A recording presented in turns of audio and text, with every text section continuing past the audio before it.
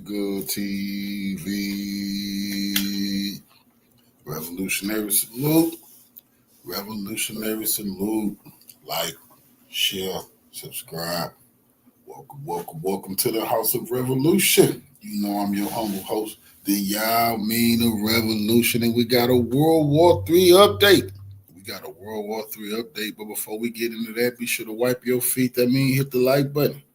Like, share, subscribe, support the platform, y'all. Salute. Revolution is a part of life, and revolution is for breakfast, lunch, and dinner. We got some revolutionary dinner on the table. World War III update. Europe doesn't believe in peace. They want war. Putin and Trump still trying to work it out. Zelensky's trying to mess everything up and save his neck. All right. Let's we got a lot of things to get to, so let's get to it. All right. According to new numbers out this morning, Ukraine has lost 1.8 million young men. 1.8 million young men. So, of course, European leaders are right now, and Canada's leaders, of course, are also right now in Kiev begging and urging Zelenskyy to keep fighting and basically trying to make sure that the Trump administration doesn't put an end to this war, because they absolutely love this war. This is all happening while Ukrainians are protesting, asking for an end to the war. I mean, here are the European leaders, and here's Justin Trudeau showing up there, and you can see the other European leaders there on the train station there. There's Justin getting off in Kiev, hugging the other European leaders, like going to send more money, wanting to continue this war indefinitely, because that's what the globalists want, of course.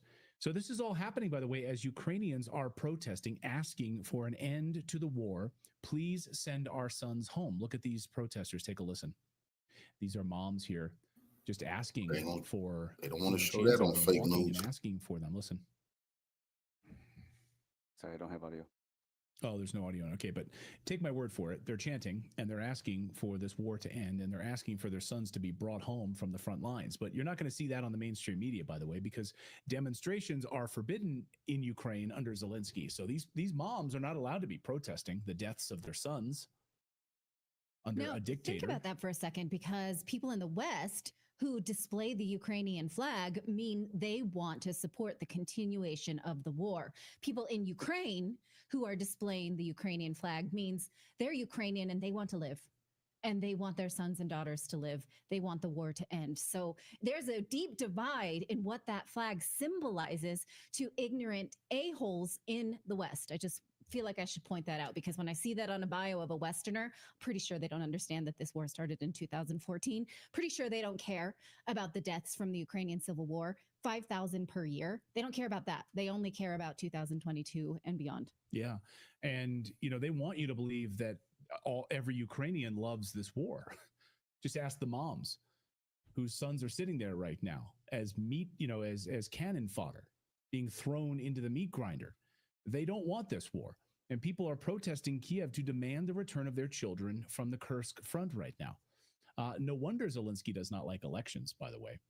And this morning, Emmanuel Macron showed up at the White House. Watch this. So here he is, where Trump didn't even come out to greet him. Trump did that boy dirty. We know where the pecking order is. Like, he gets out of the car. Trump sent some lady who worked in the cafeteria. This lady right here. She worked in the cafeteria, man. She probably served the beans or something. Who knows? She probably hand out napkins. Trump said, hey, you, go meet that puppet, the president of France, and tell him I'll meet him in a second. This is very humiliating for Trump to send such a low-level person to meet such a dignified leader of Europe. Trump showed him, you nobody, bro. Trump just say, any, meeny, miny, mo. Any lady in the hall, go tell him, go meet that clown. Where is President Trump? You'll come to me. Sorry, you're going to come to me. He's like, where's President Trump? I guess not. No, he been talking shit. Trump know that. Pedals at his feet. Sorry, pal. Like Welcome to the party, pal. Macron is here in Washington reportedly to beg President Trump to help build a 30,000 soldier strong NATO army force in Ukraine. Yeah, they gonna die. In these press conferences, and maybe behind closed doors, that actually came up, to which I'm sure the president was saying well, the United States is not going to be involved in putting U.S. forces there. So you guys can talk about however you want to do this, but Trump already told him, do whatever you want to do. Trump already told him, what are y'all telling me for? Why are you, unless you want to be a state, unless you want to be a state in the United States, why are you here telling me about your 30,000 man army? I should be seeing it on the news that you're marching into Ukraine. Don't bother me. But they want Trump to lend them air support. Fool, are you crazy? So Russia can shoot down U.S. fighter pilots. Wait to Trump. He don't want Americans to die, but that's millions of dollars worth of American hardware blown up for no reason at all. So they don't really want to fight Russia. They want the U.S. to fight Russia. You're over here asking Trump to do something. He already told you no. He'll tell you to your face. No. Fund it, or we're not going to put American forces involved in this NATO army that you're talking about. But in any of these like public press conferences they held today, that didn't come up. So either he got totally punched in the nuts, Macron did, and realized like this is not going to fly. So this is all happening on purpose right now. You've got members of the European leadership are all meeting in Kiev, trying to continue this war. Then they send little Frenchie Emmanuel Macron to Washington, D.C. to basically beg Trump to create a 30,000 person army, a NATO army, to take over and be in Ukraine. And we know how the NATO armies have carried out all sorts of terrorist operations throughout the years. Operation Gladio, anyone? So that's not going to fly, but we don't fully know the answer to that yet. And none of the members of the press seem to ask that question. So we're still hoping to get some answers from President Trump on that. Meanwhile, overnight, Russia launched a massive tank and drone offensive that decimated Ukrainian positions, reportedly the largest drone attack since the start of the war, and wiping out all sorts of Ukrainian positions. Talk about that on the news. As a result, this was one of the largest. And today, of course, after all of this happens, on the third anniversary of the start of the special military operation, European leaders posed for a photograph. So hold on. So while these phonies right here was posing for pictures, Putin upped the ante a little bit and took more land, devastated more territory, wiped out more neo-Nazis. While they was doing this, Ukraine was getting their butt kicked and more land too. Why you didn't bring this? Why you didn't bring the 30,000 soldiers with you? Why did these leaders just land? See, these people all about photo ops, so they can go shake their populations down and say they're standing strong. Why you didn't bring your armies and your fighter jets and your tanks? Ukraine could have needed that help, because for showing up, Putin really crushed them today. Kiev, as they all got together in there with Justin Trudeau. Take a little selfie, little photograph there. And I like how Amuse put it on X. Look at this. Writes, in Ukraine, it's fitting the EU leaders gathered in Kiev to encourage Zelenskyy to continue the war. They met in Maidan Square, the place where the U.S. started the coup in 2014 that led us to this war. Over the weekend, Ukrainian President Zelenskyy also offered to resign the presidency in exchange for NATO membership. Do it. Get out. For Ukraine. We all saw this weekend. We're like, this can't be real. And he said, it's not. like, here's the spoiler alert. It's not. Yeah. It's a ploy. It's a ploy. It's like, it doesn't make any sense. Can you read this quote? I got something in my eye. Sure. He said, if peace for Ukraine, if you really need me to leave my post, then I'm ready. I can exchange this for NATO if there are such conditions. You see, I tried to start that in like an accent, and then I decided I wasn't very good at that, so I didn't do that. I'm focusing on the security of Ukraine today, he said, not in 20 years, and I do not intend to be in power for decades. Really? That's news to us.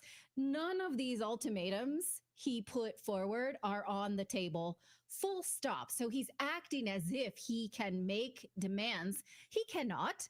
Of course, NATO membership, not on the table. The United States did not discuss this in their meeting last week with Russian representatives.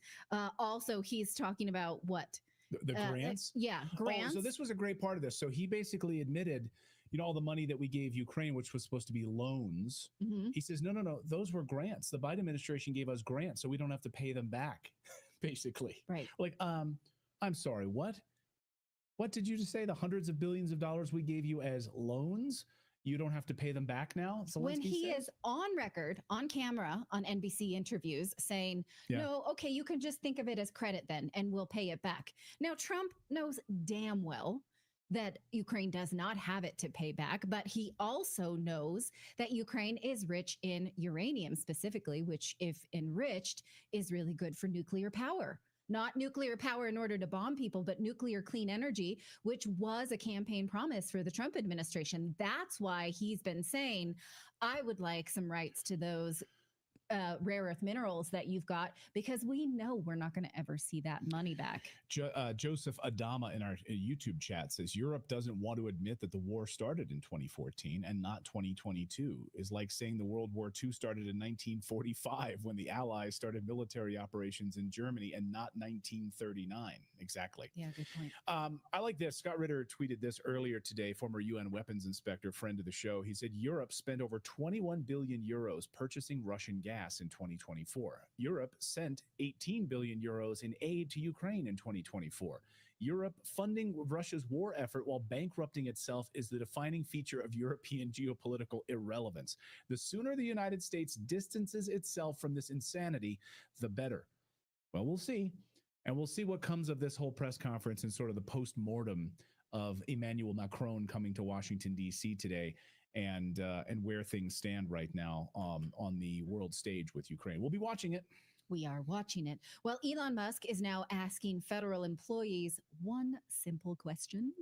What would you say you do here? Okay. What is it you do here? And federal employees are freaking out at the indignity of being asked. They feel like we don't have to go to work. We don't have to show up to the office. We absolutely should not have to tell American taxpayers why they pay our salaries. So this federal email went out to employees over the weekend asking them to explain 5 things that they accomplished during the previous week and then send it to their supervisors in a simple email. Seems simple, right? But again, of course, liberals lost their minds for being asked for accountability. They are offended by the idea of a meritocracy. They think that that's racist and classist and oppressive. So if you suggest that they should earn something or prove their worth, that is very oppressive. Well, while we're wondering what so many of them do, and again, I want to point out that the same people who are speaking on behalf of federal employees, they're so valuable, we love them so much, we absolutely should treasure them, are the same people who loved dunking on the ones who refused the COVID vaccine and were fired. And they were like, get the heck out then. Sorry. So they did not love federal employees then. They love them now when it's convenient. I think it's important to point that out. Now, just a few minutes ago, this broke when we're thinking about what they're up to, is that NSA and the CIA and other officials were participating in these secret sexy chats. These are spicy. Really disgusting. Yeah, we'll call it that. I mean, just to be clear, the CIA, the NSA, and the DIA used government servers to hang out in a secret sex chat room and discuss things. Yeah. I mean, look at this data. Here's the Some data of leak. the redacted chats are about I'm not going to say this word, the T word. I don't even say this word at home. Well, I'll just read some of them. Okay. I'll dance around it. They were just like having open conversations about like genital castration, artificial vaginas, sexual fetishes, gangbangs. Boobies. I can say boobies. They were talking about, like these, it's all pee parties. Like they were all actively involved in this, like looking forward to it, discussing it openly, on the clock with U.S. taxpayer dollars. Don't you think we should have had a filter for that might have flagged that kind of content? Like you can't even put this on X. Here's how they did it, though. This is the thing, right? According to Libs of TikTok, this is how they did it. They were using the NSA's Interlink system, meant for classified work. And so this was like a hidden server that was meant for classified discussions. And it was, they say it was hijacked by gender activists pushing fetish talk on taxpayer time. One NSA employee even identifies as it's instead of a human being. It's. Mm-hmm. I mean, this should not be all that, what? Surprising, given that, I mean, look at the date stamp, right? It's 2022. During the Biden administration, every sexual fetish went, and actually the federal government promoted that through its social media, through its policies. We had a Biden staffer have sex in a congressional room, right, with a German in the Senate chamber, right, and publish it online because this is what the Biden administration stood for. So is anybody shocked? No. But should we have a system in place to maybe stop that, you think? Where were we? So Elon Musk tweeted this. Well, now we know what these people did last week. That's obviously a joke because the date stamp on those chats was 2022. So this did not happen last week. Very well may have. May still be going on. We don't know, right? The blowback again against Elon Musk has been swift and severe, as in, how dare you ask me what I did? Here is his explanation. He says the reason this matters is that a significant number of people who are supposed to be working for the government are doing so little work, they're not even checking their email at all. And in some cases, we believe non-existent people or the identities of dead people are being used to collect paychecks. And otherwise, there is outright fraud. Nobody should be surprised by that. Nobody should be surprised. And not even President Trump, when he was asking this conversation came up with Emmanuel Macron today in this little press conference, asking him, like, there's been pushback against Elon Musk and this email that he sent out to federal employees. Do you stand by him with this? Are you going to walk this back? Do you stand with Elon Musk? And listen to this. Do you think that Doge could benefit from more streamlined communications? There was that email telling employees to do 5 things that they've done last week. Agency heads then told people to ignore it. You're talking about the last email that was sent where he wanted to know what you did this week. You know why he wanted that, by the way? I thought it was great because we have people that don't show up to work and nobody even knows if they work for the government. So by asking the question, tell us what you did this week, what he's doing is saying, are you actually working? And then if you don't answer, like you're sort of semi-fired or you're fired, because a lot of people are not answering because they don't even exist. They're trying to find, that's how badly various parts of our government were run by, and especially by this last group. So what they're doing is they're trying to find out who's working for the government. Are we paying other people that aren't working? And, where's all that? Where's the money gone? We have found hundreds of billions of dollars of fraud so far, and we've just started. We're actually going to Fort Knox to see if the gold is there, because maybe somebody stole the gold. Tons of gold. Emmanuel Macron's like, sounds like a you problem. We're not going to do anything of the sort. He's like, we got enough of our own problems. All your gold is missing? All right, that's on you guys. Meanwhile, Transportation Secretary Sean Duffy was asked about this because he runs a department that had to answer these emails, and here's what he had to say. Why did you tell your employees to respond? I mean, every department is different. So if you're a SEAL Team 6 or a CIA agent or FBI agent, you might say, listen, that's not appropriate to actually respond to that email. But at DOT, I have no problem with the employees here saying, what did you do last week? And if you can't come up with 5 things that you did, maybe you shouldn't be employed here. So yeah, exactly. Not gonna work here anymore. I would love to see. It's amazing because it points out if you don't respond to these emails, it's essentially like saying, I'm not actually a human being. I don't exist. Mm-hmm. And we're just paying these people. Where's this money going? Yeah. The amount of fraud is, it's unbelievable. And are you above actual work? Are you above it? Like, the president has been listing all of the accomplishments in the first month of the Trump administration because we expect those things for having elected him. So again, like if you're that much of a diva, it's going to bring me back around to my Blake Lively story. We'll get there. Yeah, we'll get there because we got a lot more news and we got guests coming up here. So, all right, we got to get this news. Let's talk about this. Republicans in Congress have just one day to pass a new budget.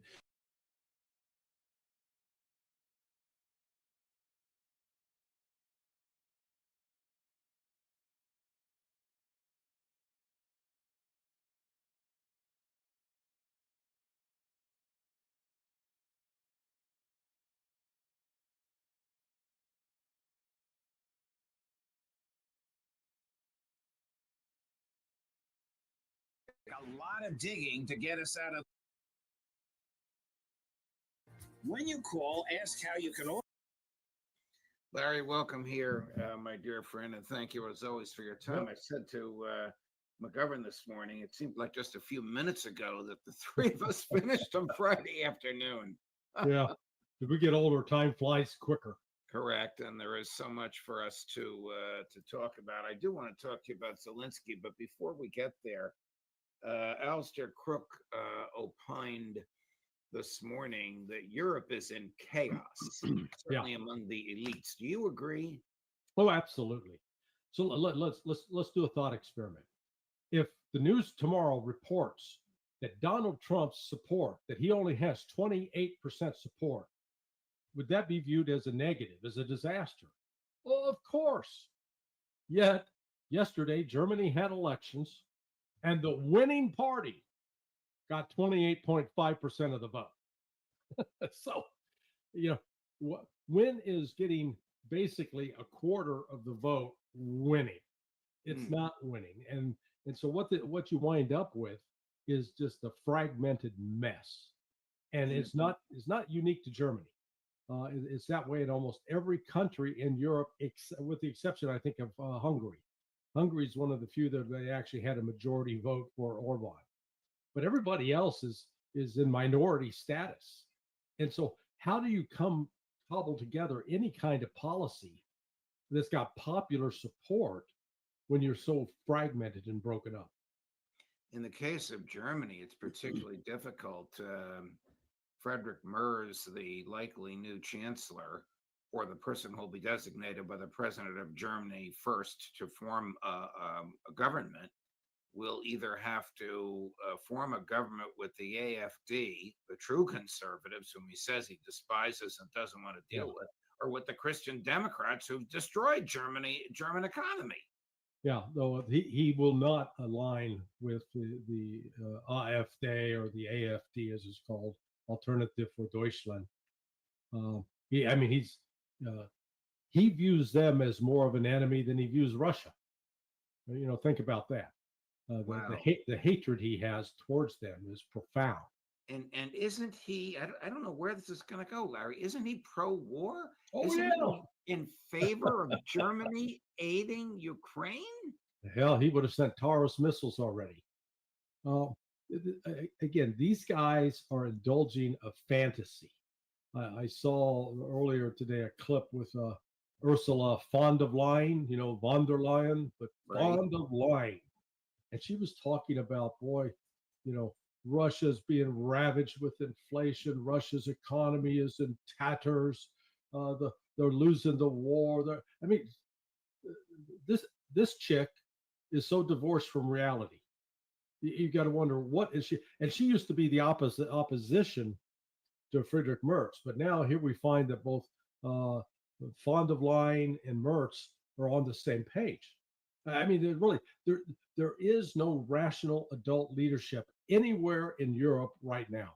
Does Merz acknowledge, as far as you know, or has he acknowledged, that the United States destroyed the Nord Stream pipeline and the Germans just stood there and let it happen? And the government of Chancellor Scholz just stood there and let it happen. In fact, Scholz stood next to Biden when he boasted about it. The only thing Biden lacked at that press conference was having like a collar on with a chain attached, to have Schultz in his submissive position. No, Merz hasn't acknowledged that. The reality is the destroying that pipeline has hurt Germany. Now, Germany's economy is in trouble, and it was anticipated that it was going to have a much more dramatic decline. The manufacturing industry is actually cratering. It's way down, the lowest, compared to, say, Spain, England, France. It's lost more capability. But so far, you've not had the kind of widespread public suffering that would come from economic chaos. Part of that is the government's been able to continue to provide, to fund, send people money every month. And so that's mitigated the suffering. And frankly, it's out of suffering that you're going to get some unity. And the Germans just haven't suffered enough yet.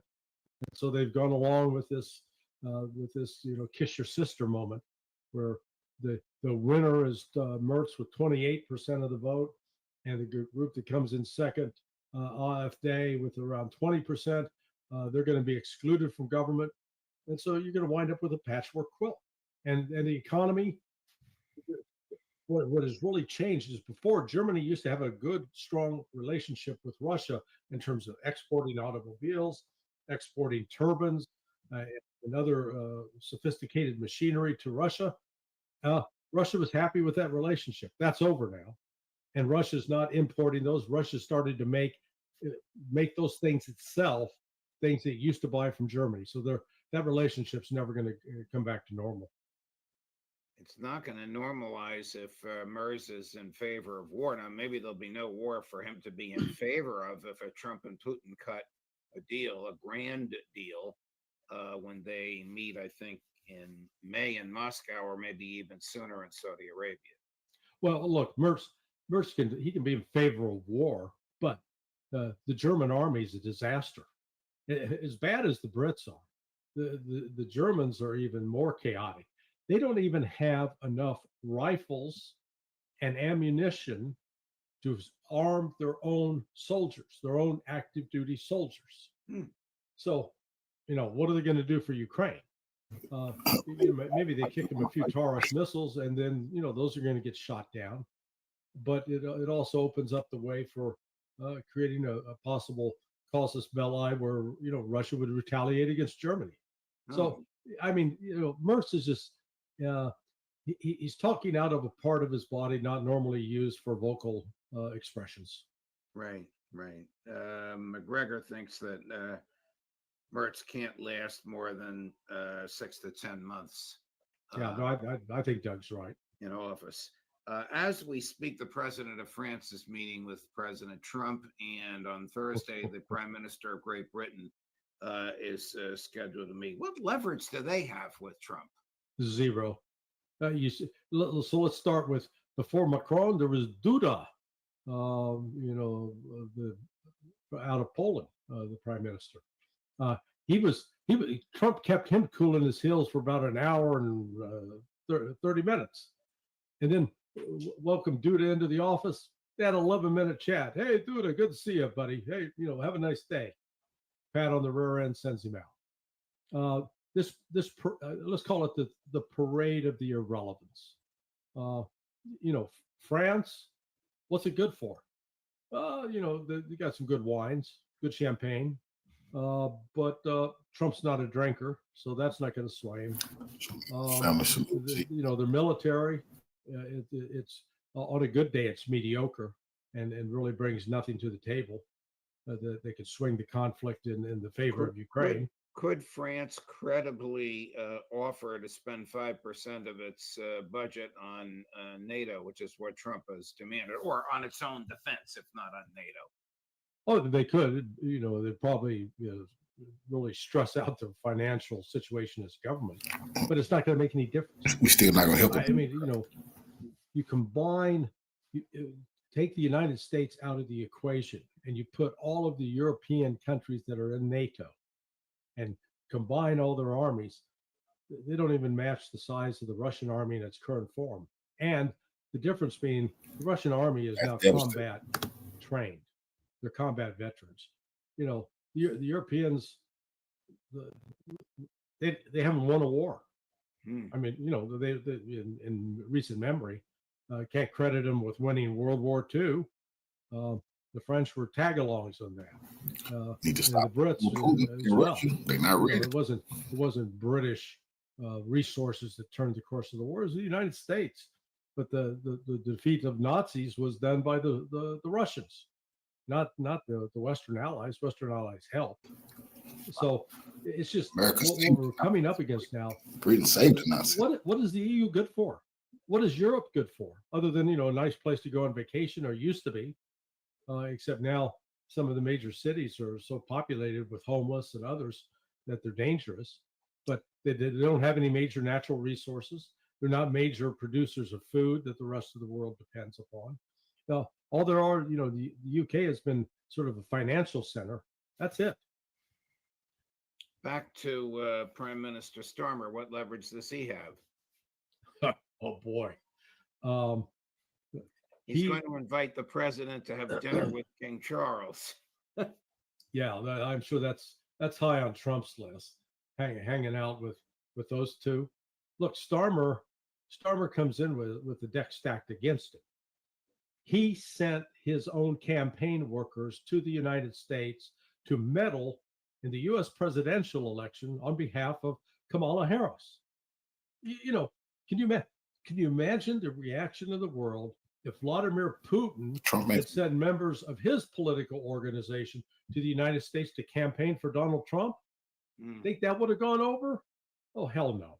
So here's Starmer having done that. And then on top of it is the role that the Brits played, British intelligence, in perpetuating Russiagate and trying to destroy Trump even before he got into office in 2016, and then continuing to collaborate with U.S. intelligence in that effort to undermine Trump. So Trump's he's got no time for Starmer. If nothing else, he may just be bringing him in to humiliate him.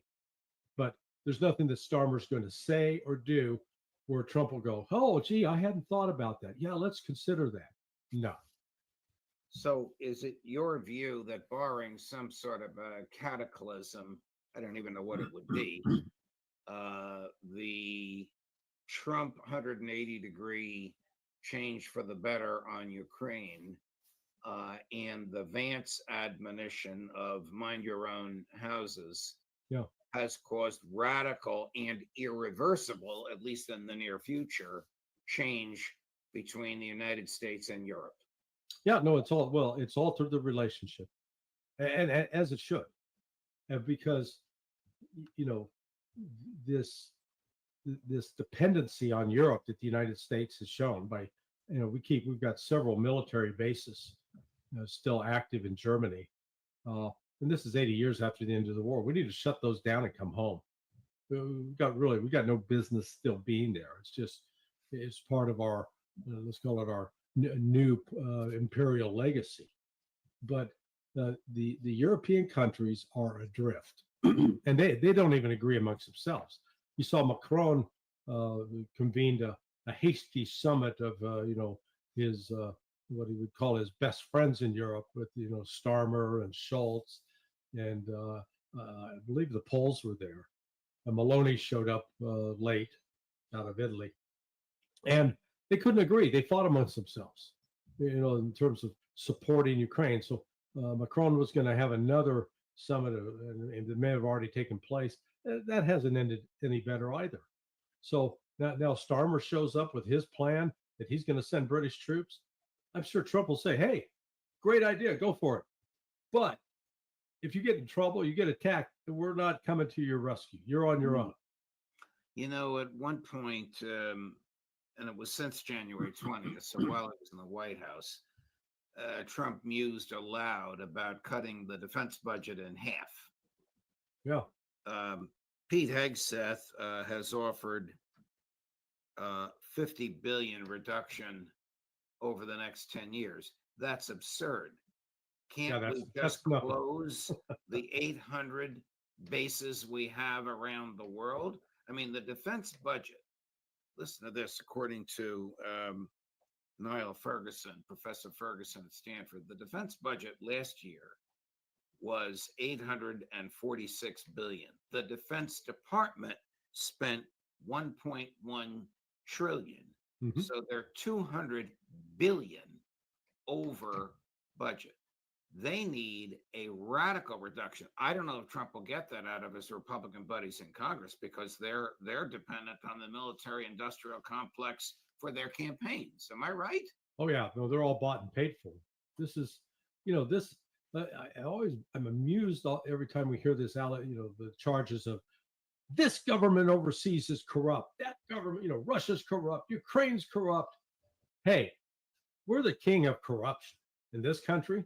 We're a lot better at hiding it and not being as ostentatious about it. But when you consider the fact that right now, the budget, the military budgets of Russia and China combined are 1/3 of that of the United States. Right. What do you make of the offers over the weekend? Well, actually, I'll play it for you. President Zelenskyy, Chris, cut number 1. If it's about peace in Ukraine, and you really want me to leave my position, I am ready to do that in exchange for peace. Secondly, I can exchange it for NATO membership if there is such an opportunity. I'll do it immediately without a long conversation about it. I am focused on Ukraine's security today and not in 20 years. I don't plan to be in power for decades. I mean, should this be taken seriously, or is it so what? Well, he is going to be forced out. It remains to be seen whether it will be, somebody will persuade him, said, look, you need to resign and restore constitutional order to Ukraine and hold new elections. That would be the optimal way for Zelenskyy to bow out without being carried out feet first, covered with a sheet. He really doesn't have any good options. So the question is, how bad does he want to live? If he wants to live, survive, and get into his old age, then he's going to have to vacate the office and seek asylum, safe haven, someplace, whether it's France or the United States. Now, his chances of winding up in the United States, I've heard he's got property over at Vero Beach, which is just the opposite side of the state of Florida for me. He may want to tone down his rhetoric about Donald Trump, because Trump will pull his visa. But the bigger problem I think Zelensky's going to have, I fully expect him to be facing criminal charges for fraud in the United States for the money that he has stolen, U.S. taxpayer money that he's stolen, and that it's made its way into banks in the Caribbean. Wow. Interesting observation, Larry. Can the Musk team audit the intelligence community effectively? Probably not. They will hide behind that they don't have the proper clearances. But I think that some of the AI technology, the artificial intelligence technology that Doge is using to track money flows, they can certainly start following some of the CIA money, because they may have stumbled across some of it in their shutting down of USAID, because we now know that somewhere over the last 20, 25 years, a lot of the CIA covert action that used to be contained in-house got out of the house and was crossed over into some public groups like USAID, where they were actively used to rent crowds and fund color revolutions. And you notice what's happened, that the kinds of pressures we were seeing in Serbia, in Georgia, these have died, and in Romania, these have died off, and that's because the money spigot was turned off. I mean, can Musk's people find out how much money the CIA spent to bribe foreign officials, or, as you say, to rent fake crowds? It's unlikely that they'll try. Congress again has oversight of this, but they've refused. They've gone along with allowing the CIA, to carry out operations that, frankly, don't serve the interests of the United States. Our promotion of this perpetual war machine has, I would argue, really hurt us, and it's hurt our security, not enhanced it. Larry Johnson, thank you, my dear man. Always a pleasure. Thank you for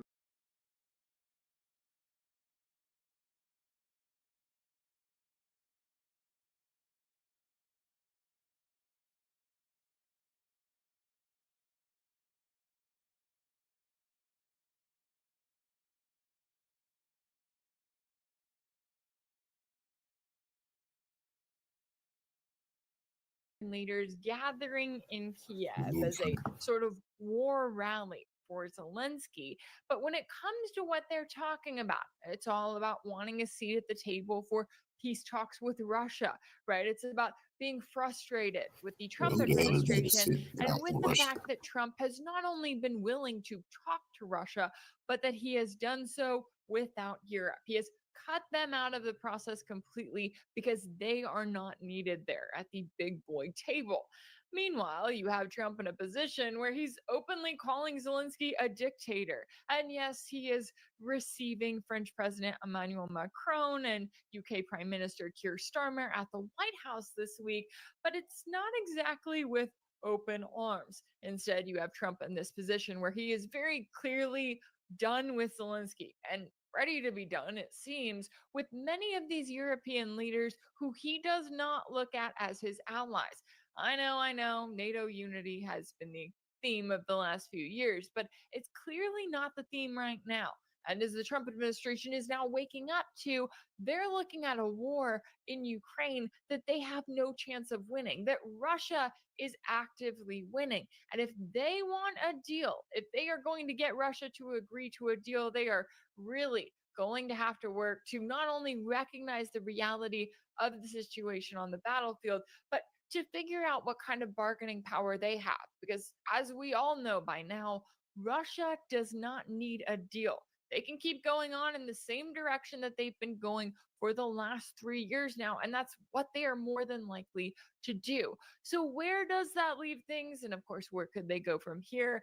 We got into all of the latest with a special guest earlier, so let's take a listen to that conversation now. Joining me now to discuss is international relations and security analyst Mark Sloboda.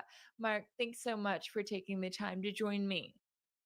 Rachel, thanks for having me. It's always an honor and a pleasure to be on the show. Always good to have you. Now, I want to get your take on the latest. I know that today is the 3-year anniversary of when Russian President Putin came out. He declared the start of a special military operation, and it brought us into really this phase of the war in Ukraine. And it comes as no surprise that the West is commemorating this day by sending more than a dozen Western leaders to Kiev to mark really what is the 3rd year of their proxy war against Russia, or I guess technically it could go back to 2014. You've got reports describing the guests as all having similar messages that Ukraine and its European partners must be consulted in any peace negotiations, that Putin's ambitions must be thwarted, and that Europe must take on more of the burden for its own defense. Now, except for the last one, I don't really see much that Europe can do here to force their will on Russia, or the US for that matter. How do you view this rather sad war rally in Kiev for the 3rd anniversary? Yeah, so right off the bat, as soon as negotiations are going on and you scream that your voice must be heard and you must be included, wow, loser, right? It just further punches home how irrelevant to this you are, that you need to scream and whine and beg to be included at the big kids table. And that's what this is. In fact, it was the CEO of Rheinmetall, Germany's biggest military industrial complex concern, who talked and explained exactly why the Europeans were being left, as he said it, at the little kids table. And the way he talked about it, you know, as the head of the military industrial complex, or the, you know, the CEO of the biggest part of Germany's military industrial complex, the biggest constituent country of the EU, is because he pointed out that the European countries' military stockpiles are empty. They are empty, and their militaries are all in bad situations. And he was pointing out, we have no hard power. Therefore, what we say and do doesn't really matter, because this is a real politics situation. And he's exactly right. I mean, you can't argue with that. In fact, he's saying exactly what it is, the truth, actually, that no one else is saying out loud. And I mean, you could talk about other things. For one, they don't want peace. Certainly not now, not on any terms that the Kiev regime can get. They can't deliver a plan for actually changing that calculus, right? To improve the Kiev regime's terms, right? To strengthen them for negotiations. No one has figured. They've been already on that rhetoric for the last 6-8 months now. After they admitted that the Kiev regime is losing, then it was, well, we have to strengthen them for negotiations, and they have not been able. In fact, Russia keeps getting stronger and stronger and gaining more territory, and the Kiev regime's military gets weaker and smaller and less territory every single day. The position gets worse. And they might be hoping against hope for some black swan event.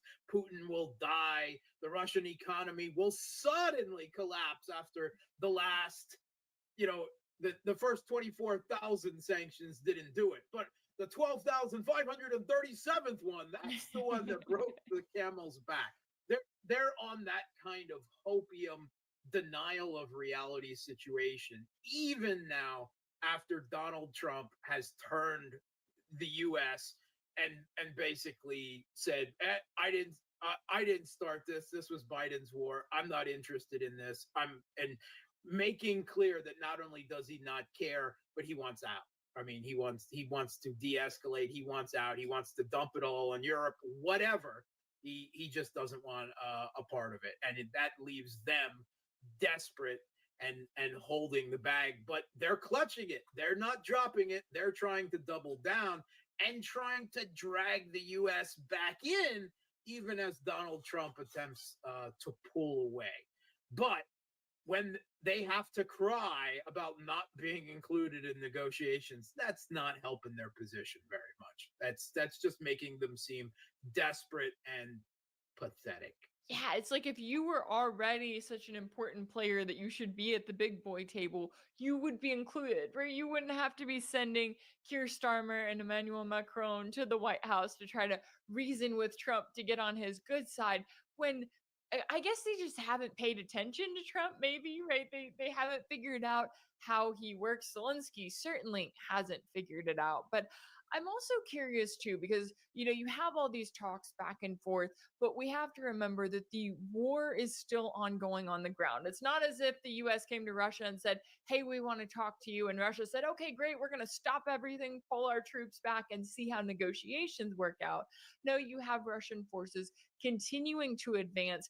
And you have the Western media in this situation where, look, they're clearly sick of talking about how bad things are for Kiev. So the Associated Press decided it was going to look on the bright side. And it now has an in-depth report out on the amputees of Ukraine, noting that many Ukrainian brigades have at least one, often several amputee soldiers still on active duty who choose to return to combat, driven by the sense of responsibility amid the grim outlook for their country. Neo-Nazis. It's so bad. It's just sad at this point. But given that we are 3 years in, what is that outlook like on the battlefield? I know you've talked heavily about this war of attrition, but where do things stand right now? Yeah, this article by AP is just sick. It's just obscene. It's the worst kind of what is called war porn, right? I mean, that is what it is. While Westerners are sitting there cheering on, go continue fighting Ukraine, and they're cheering on amputees and double amputees and a triple amputee being sent back into the battle. They're trying to paint it as some type of spirit of resistance that can't be broken, as these people will continue to fight against the evil Putin, while neglecting, in the context of this, what the Western media has already identified about the millions of Ukrainian men who have fled the country to avoid conscription and refuse to return. The stories about the brutality of the mass forced conscription and the press gangs that roam the Kiev regime controlled Ukrainian cities and villages. The stories about the hundreds of thousands of people who, having been conscripted, then desert, including half of a special French trained brigade that they lost, several thousand of them, many of them fleeing while they were being trained in France as well. See, this is flying in the face of everything there. Oh, they're so determined to fight. No, this is almost certainly, almost case by case, an ideologically committed Banderite fascist core that, yes, they will fight to the end, but obviously, in light of the people fleeing, the desertion, the all of this, this does not represent the spirit of the Ukrainian people. The spirit of the Ukrainian people wants to get away. They don't want to fight and die for this regime. This is a minority that, yeah, they'll go down fighting, obviously, 3 limbs down to the very bitter end. But it's not something that should be applauded and heralded. It's a sign of mental illness. And I think it's a sign of the sickness of the mental illness of the journalists in the AP that they tried to turn this into some type of heroic story. It's sad. Yeah, and you watch, the fact that, and I know they're all kind of talking about the grim outlook. That's something that now is widely acknowledged in a lot of these different reports that are coming out in the West. And when we look at what's happening on the battlefield, when we do see those key Russian advances there, and we see, Ukraine in this position where we've talked for so long about the manpower shortages and the weapon shortages. And then you also look at these war rallies, the one that's being held in Kiev today in particular. And it's like, there was a time when a rally like that would be held and it'd be like, oh, it's X million, billion aid packages, weapons, all this stuff.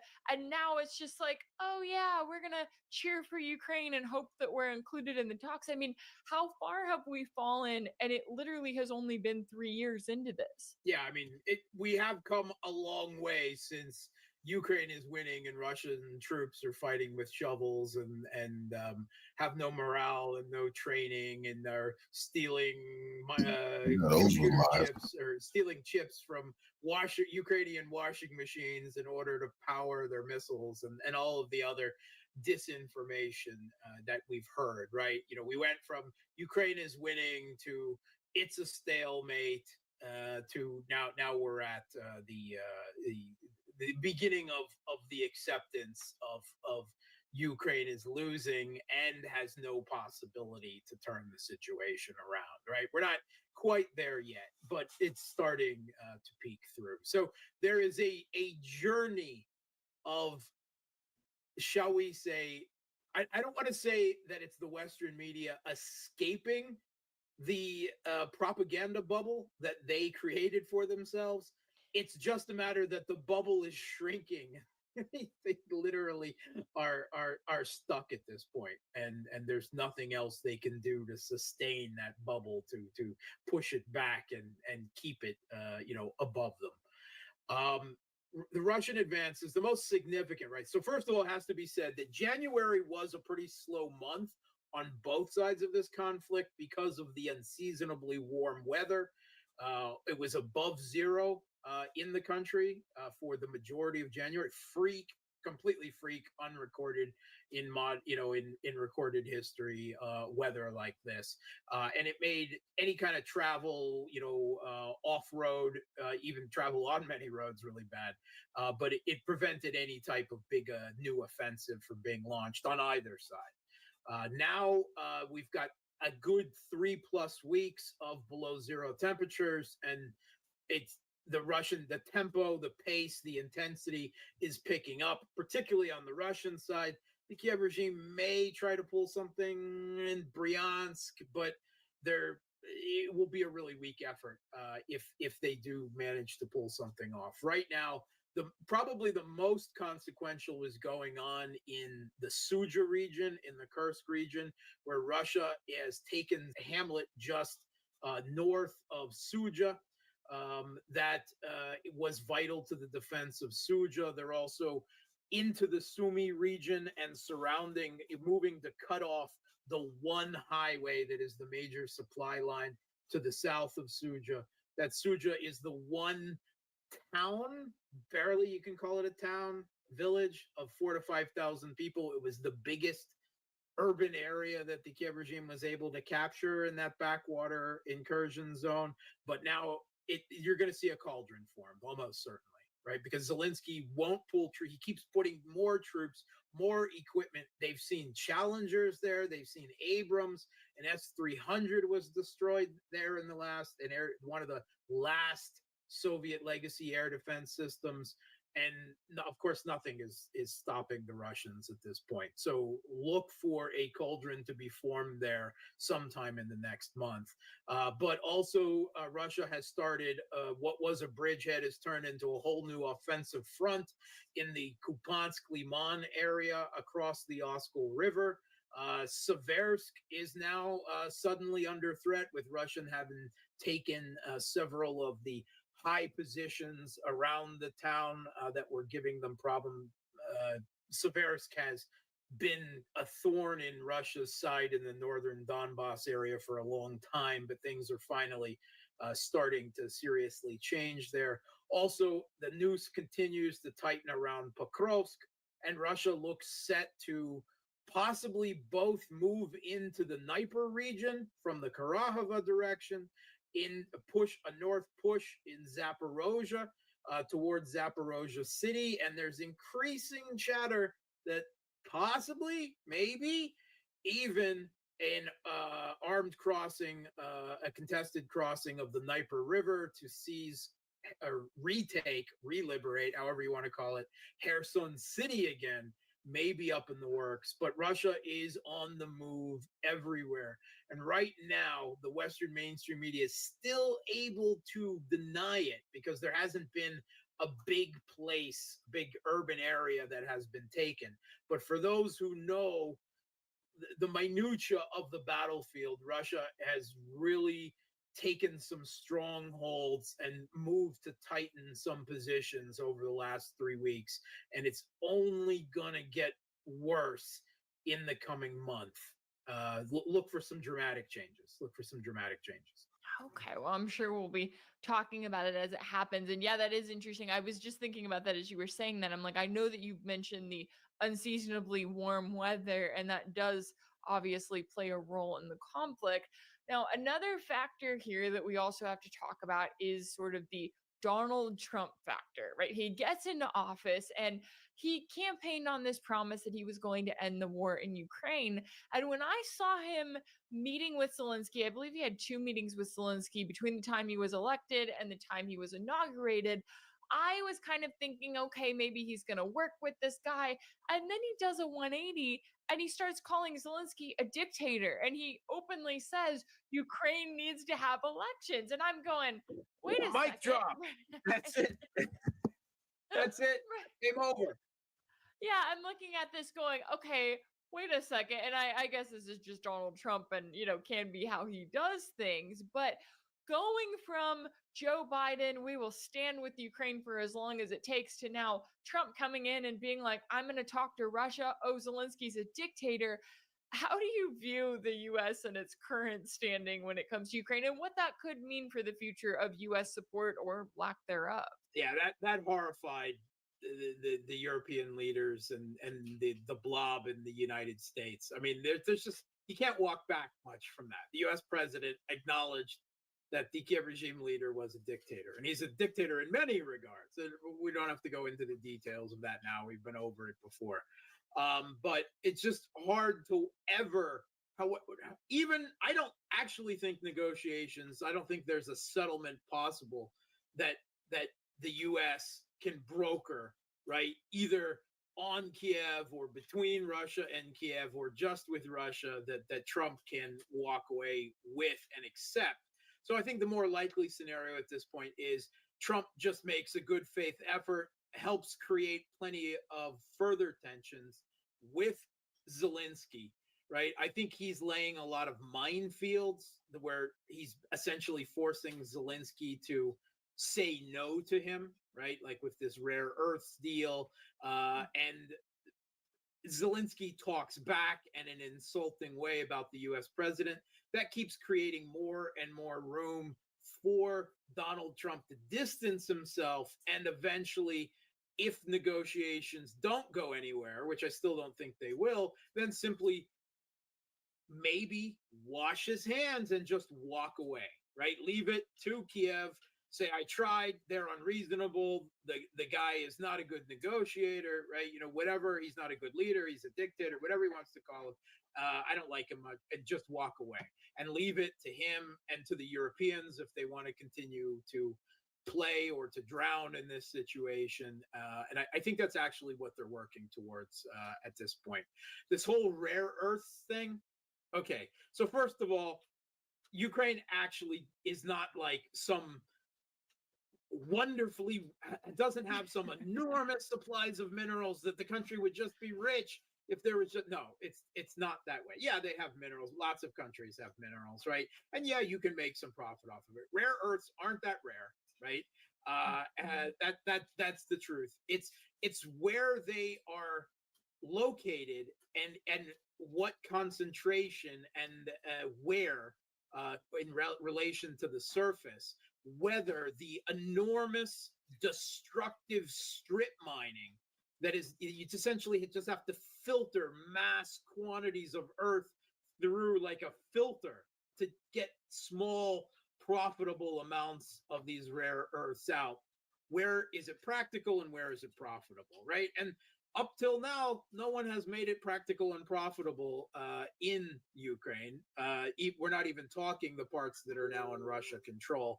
And the rest of the metals, again, overinflated value, right? This is mostly, you know, his big attempt to buy Donald Trump, right? And Trump leapt on it right away, right? And first, it was under the assumption that it would be a trade, right? That's the way Zelenskyy tried to present it, that we'll give you our natural resources and you provide us weapons and security guarantees. Then within a few days, Trump actually completely changed the discussion. Now it was no security guarantees, no more weapons deliveries, but you still give us all your natural resources anyway, because you owe them to us, right? Because Biden gave you all the stuff. Now I'm going to get Americans' money back. Now, as far as the Kiev regime is concerned, they're correct, right? That was given to them as a grant by the last US president. They don't have to pay it back, right? Trump is in Mafia Don mode, right? And he's going to crack some knuckles the way he looks at it. So he created this deal that he presented to Kiev that was just so absurd, so demanding. There's no way anyone, no matter how pathetic and groveling and sycophantic, could sign this thing and still be leader of their country. It not only gave the US 50% of all of Ukraine's natural resources, it also gave them 50% of the profit off of Ukraine's ports and infrastructure and on and on. It was a truly colonialism, heavy deal. And yes, they walked away from it. But I think the Trump administration knew that the value of these metals and rare earths is overinflated, right? And that the most of it is actually in Russia's hands already. And this was all, and they knew that this deal couldn't be agreed to. This is all to get the Kiev regime to say no, right? To help create, a big, there'll be a deal, and then Zelenskyy says no to the deal situation. That helps create space for him to say, oh, I tried, he's not reasonable, we walked away. They're creating that space right now. And I think Zelenskyy has fallen into this, then trying to claim that Trump is living in a bubble of disinformation when actually he's actually at least partially escaped from the bubble of disinformation that was kept over the U.S. Over this whole conflict, and that we've spent much of the last 3 years puncturing. But that's exactly the wrong thing to say to Trump. That is an exact echo an attempt to draw back to the whole failed, debunked Russia Gate narrative depicting Trump as some type of Russian puppet. And I mean, J.D. Vance came out as the attack dog for the administration and just ripped into him. And Zelenskyy still is reeling and trying to recover from that. Supposedly, he's even said no to a second reworked deal now. And he pretty much has to. I think that's the point. I think the administration wants at this point to create space between it and Zelenskyy and present him as unreasonable and insulting and rude. And would you actually put on a suit and a tie for, F's sake? And they're doing all of that now. And I think they know that the Russians are not going to accept a ceasefire and they can't accept what the Russians are demanding. So I think a month ago I said, very different thing, that no U.S. president could walk away from the situation. I'm starting to believe there's just been the dictator thing was, and enough other things. They're actually going to try and walk away. I think that's where we're going now. And that might be the best thing for the U.S., for Russia, and for Ukraine at the end of the day. But it does mean that the Europeans are going to try and fail. They'll just become a speed bump if they try to continue this war without Russia. What they're trying to do right now with Macron and later in the week, Starmer going to D.C., they're trying to, create a situation for putting troops on the ground, some 30,000 troops or so, which are, Russia has a 800,000 man army in Ukraine at this point. It's with a lot more combat experience and firepower and air defense and everything. It's a joke, right? And they even say it. They're not even suggesting it would be on the front lines. It would be in the rear as not a peacekeeping force, but a reassurance force. What kind of woke nonsense is that, right? But the crux of all of this is they're still demanding to Trump that he provide air cover and air defense and logistics for this force. That's their new way of trying to rope Trump back not only into this conflict, but into direct conflict with Russia. And Russia's already made clear there will be no ceasefire until this is over. So, it's all a moot point anyway. But this is the Europeans flailing. They don't have any cards to hold. As Donald Trump has pointed out, Zelenskyy doesn't have any cards to hold. And Trump himself said that Russia has all the leverage. He said it. Putin doesn't need a deal. Russia can take it all if they want. Trump said that. Said it, on almost exactly those words. And he's exactly right. It shows that Trump has escaped the bubble or has gotten some proper information. Hegseth himself this week said Russia has an enormous advantage in manpower and firepower, and no current or future Western aid packages can change that calculus. We can't keep up with the Russians. We're outgunned. This is reality. So with these admissions, we know that the Trump administration knows what the real score is. They know that Putin has all the leverage, all the cards, and they're prepared, I think, to just leave Ukraine to the wolves and the vultures, and walk away. I think this is where this is building up to now. Now imagine the scandal that NATO can't keep up with Russia. That's a fact. But China has 10 times more weaponry waiting for them to play with them. That's what they better understand. China has 10 times more weaponry. It's not better. Who knows? There might be some better stuff, but Russia has better weapons that defeated NATO on the battlefield of Ukraine, but China has 10 times the weaponry and 30 times the manpower. Come on. NATO been living in a delusion, picking on farmers and shit like that. Take something really dramatic, something really unexpected to change that trend as I see it.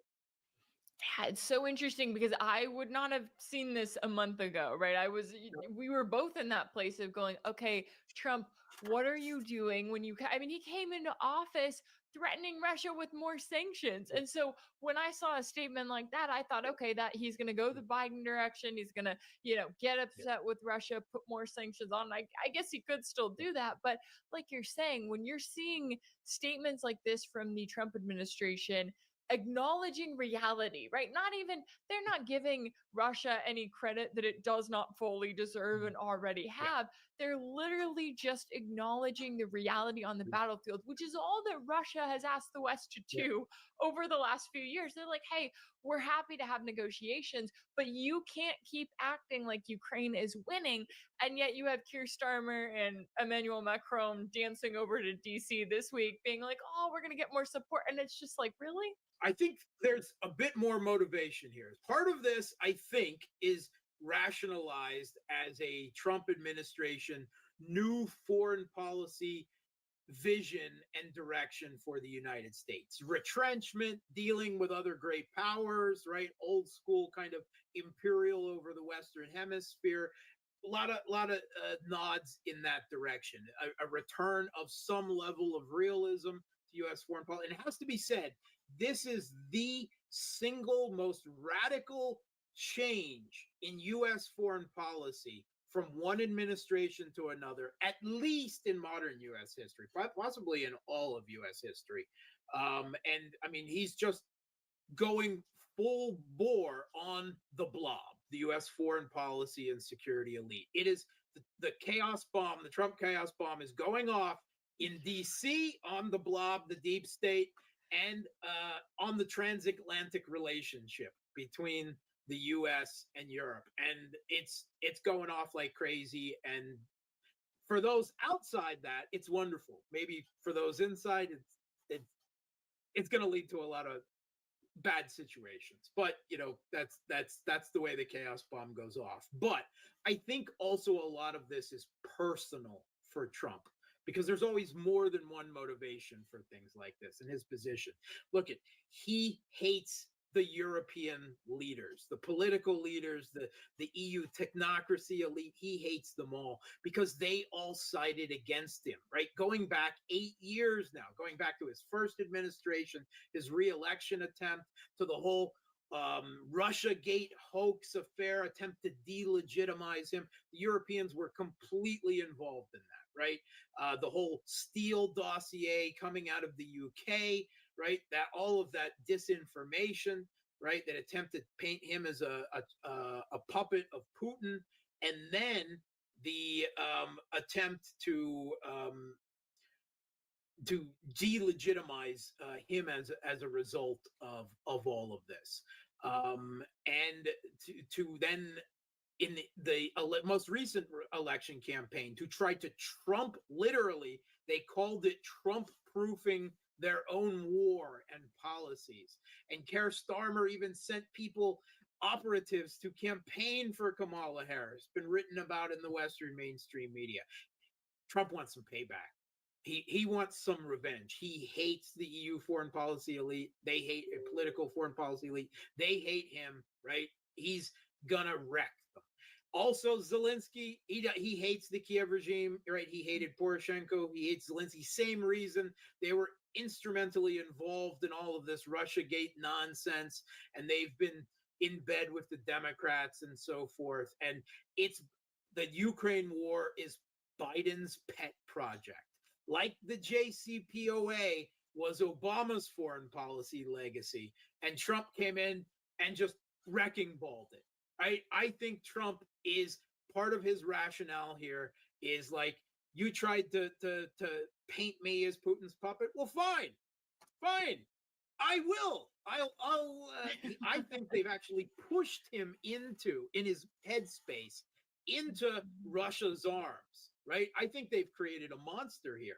He wants revenge against them, and he says, why shouldn't I be friends with Russia? I think that's where he is. I mean, it's hard to get inside his head, but everything we've seen for the past momentous, not even 4 weeks yet, right? I think is pointing in this direction.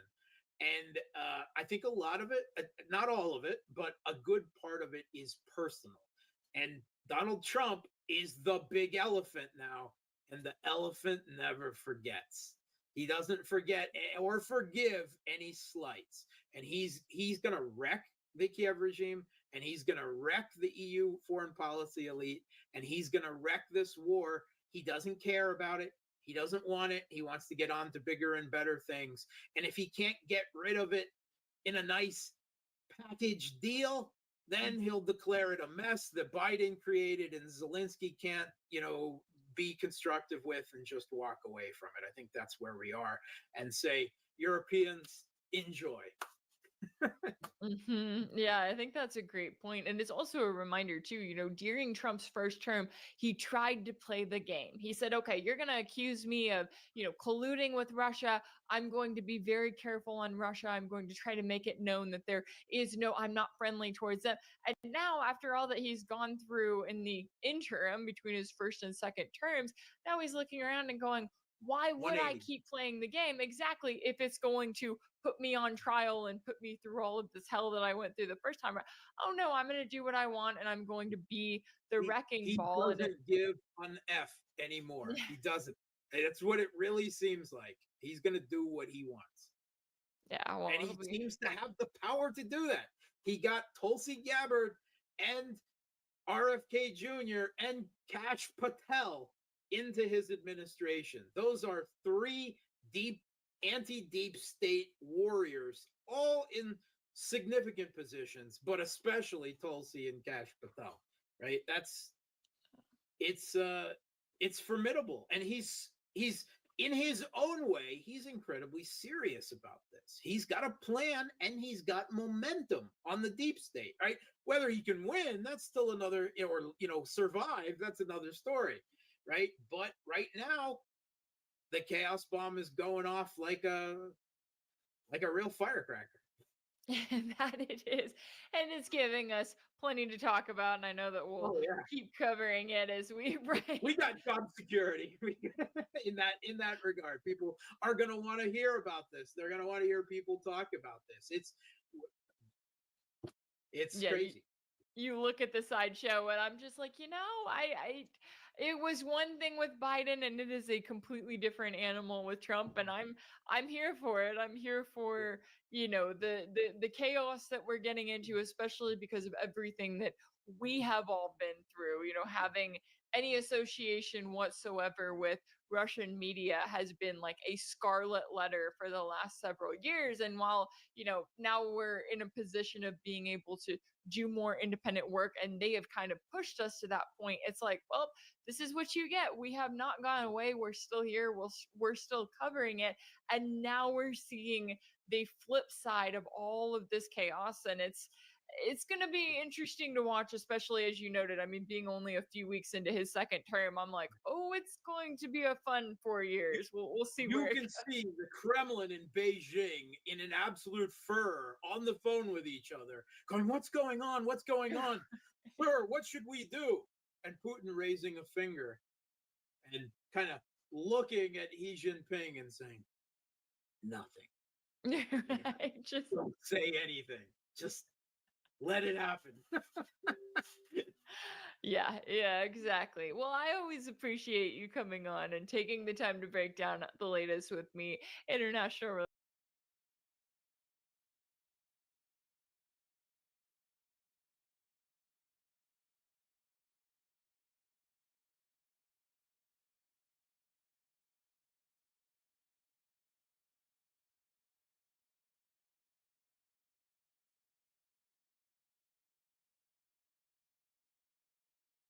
So the short version is that Volodymyr Zelenskyy offers us two options. Imagine two doors. If you enter door number one, that's NATO membership. That's war with Russia. Door number two takes you to economic suicide, funding an 800,000 strong army in Ukraine. Except for the fact that the Russians will never agree to that, so unfortunately, it will still probably be war with Russia. These are the green t-shirt options. I mean, hello, my friends. I hope you're all doing well. Today is Monday, the 24th of February, and this is my first video update of the day. Yesterday, Volodymyr Zelenskyy sat in Kiev and thought to himself, I'm going to be the center of attention tomorrow, so I might as well call a press conference and speak to the world. And so he did. In this one press conference, he has managed to destroy the little that was left from his relationship with Donald Trump by saying and implying that whatever Trump thinks, Ukraine in NATO is definitely going to be on the table, like it or not. He then proceeded to say that he doesn't acknowledge any sort of debt to the United States because whatever the US gave him over the last 3 years, well, it's not that. The US gave him money because we don't know why, but they gave him money because it was just the right thing to do. It's not that. He then continued and said that all the Russian frozen assets belong to him, not to Europe, not to the United States, but to Ukraine. I mean, I should not spoil it for you any further, and let's just get down to it. For this one, I'm afraid we don't need popcorn. We probably need to check our blood pressure from time to time, just to make sure we're all okay. Zelenskyy, I am ready to step down as president for peace or in return for NATO membership. Quote, if it is for peace in Ukraine, if you really need me to leave my position, then I am ready. The second scenario is that I can exchange this for NATO if such conditions exist. I am saying this right away so we don't talk about it for long. Well, first and foremost, Ukraine joining NATO is not contingent upon Volodymyr Zelenskyy being president or not being president. This one is really not about him. This is about Ukraine joining the alliance, which is a red line for the Russians. The Russians are saying, even to this day, that the reason they went in, it was because they were afraid of Ukraine joining NATO. So how would Volodymyr Zelenskyy giving up his position facilitate NATO membership? It's just not going to happen. Donald Trump said unequivocally that this is not going to happen. This is too dangerous. Even Joe Biden realized that. I mean, when Joe Biden realized something, well, that should be food for thought for everybody. Now, as far as Volodymyr Zelenskyy giving his position away in exchange for peace, now this is a different thing entirely. The reason he's saying that is because I think he realizes that the United States doesn't want to deal with him. And he's the one, the proverbial poisoned apple. This is why he's saying that. However, he doesn't stop here. Let me take you to the next paragraph. Speaking about NATO, he reiterated that membership of the alliance would be the cheapest option to guarantee Ukraine's security. Quote, in any case, whoever would like it or not like it, whoever would support this idea or not support it, he's talking about Trump.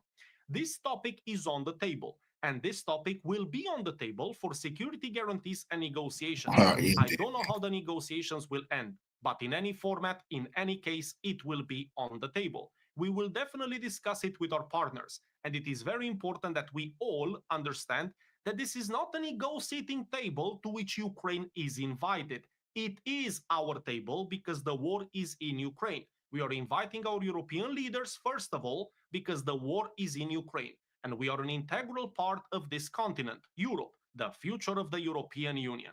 Translation, he doesn't care what Trump thinks about Ukraine joining NATO. Volodymyr Zelenskyy will take it upon himself to keep this issue on the table. And this is not the table of the United States. That's what he basically saying. This is Volodymyr Zelensky's table because, well, the conflict is in Ukraine, even though it is being paid for by everybody else. However, this is Zelensky's table. And at that table, he decides to invite the European Union first and foremost. I mean, he says first and foremost, but then he forgets to mention the United States. It's insane. Like I said at the beginning, he's managing to destroy whatever was left of his relationship with Trump in one fell swoop, in one press conference.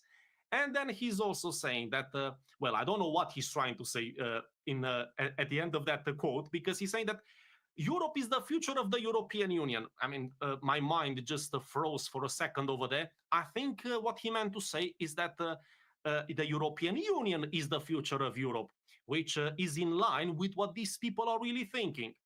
However, my friends, he then continues. Let me take you through the rabbit hole.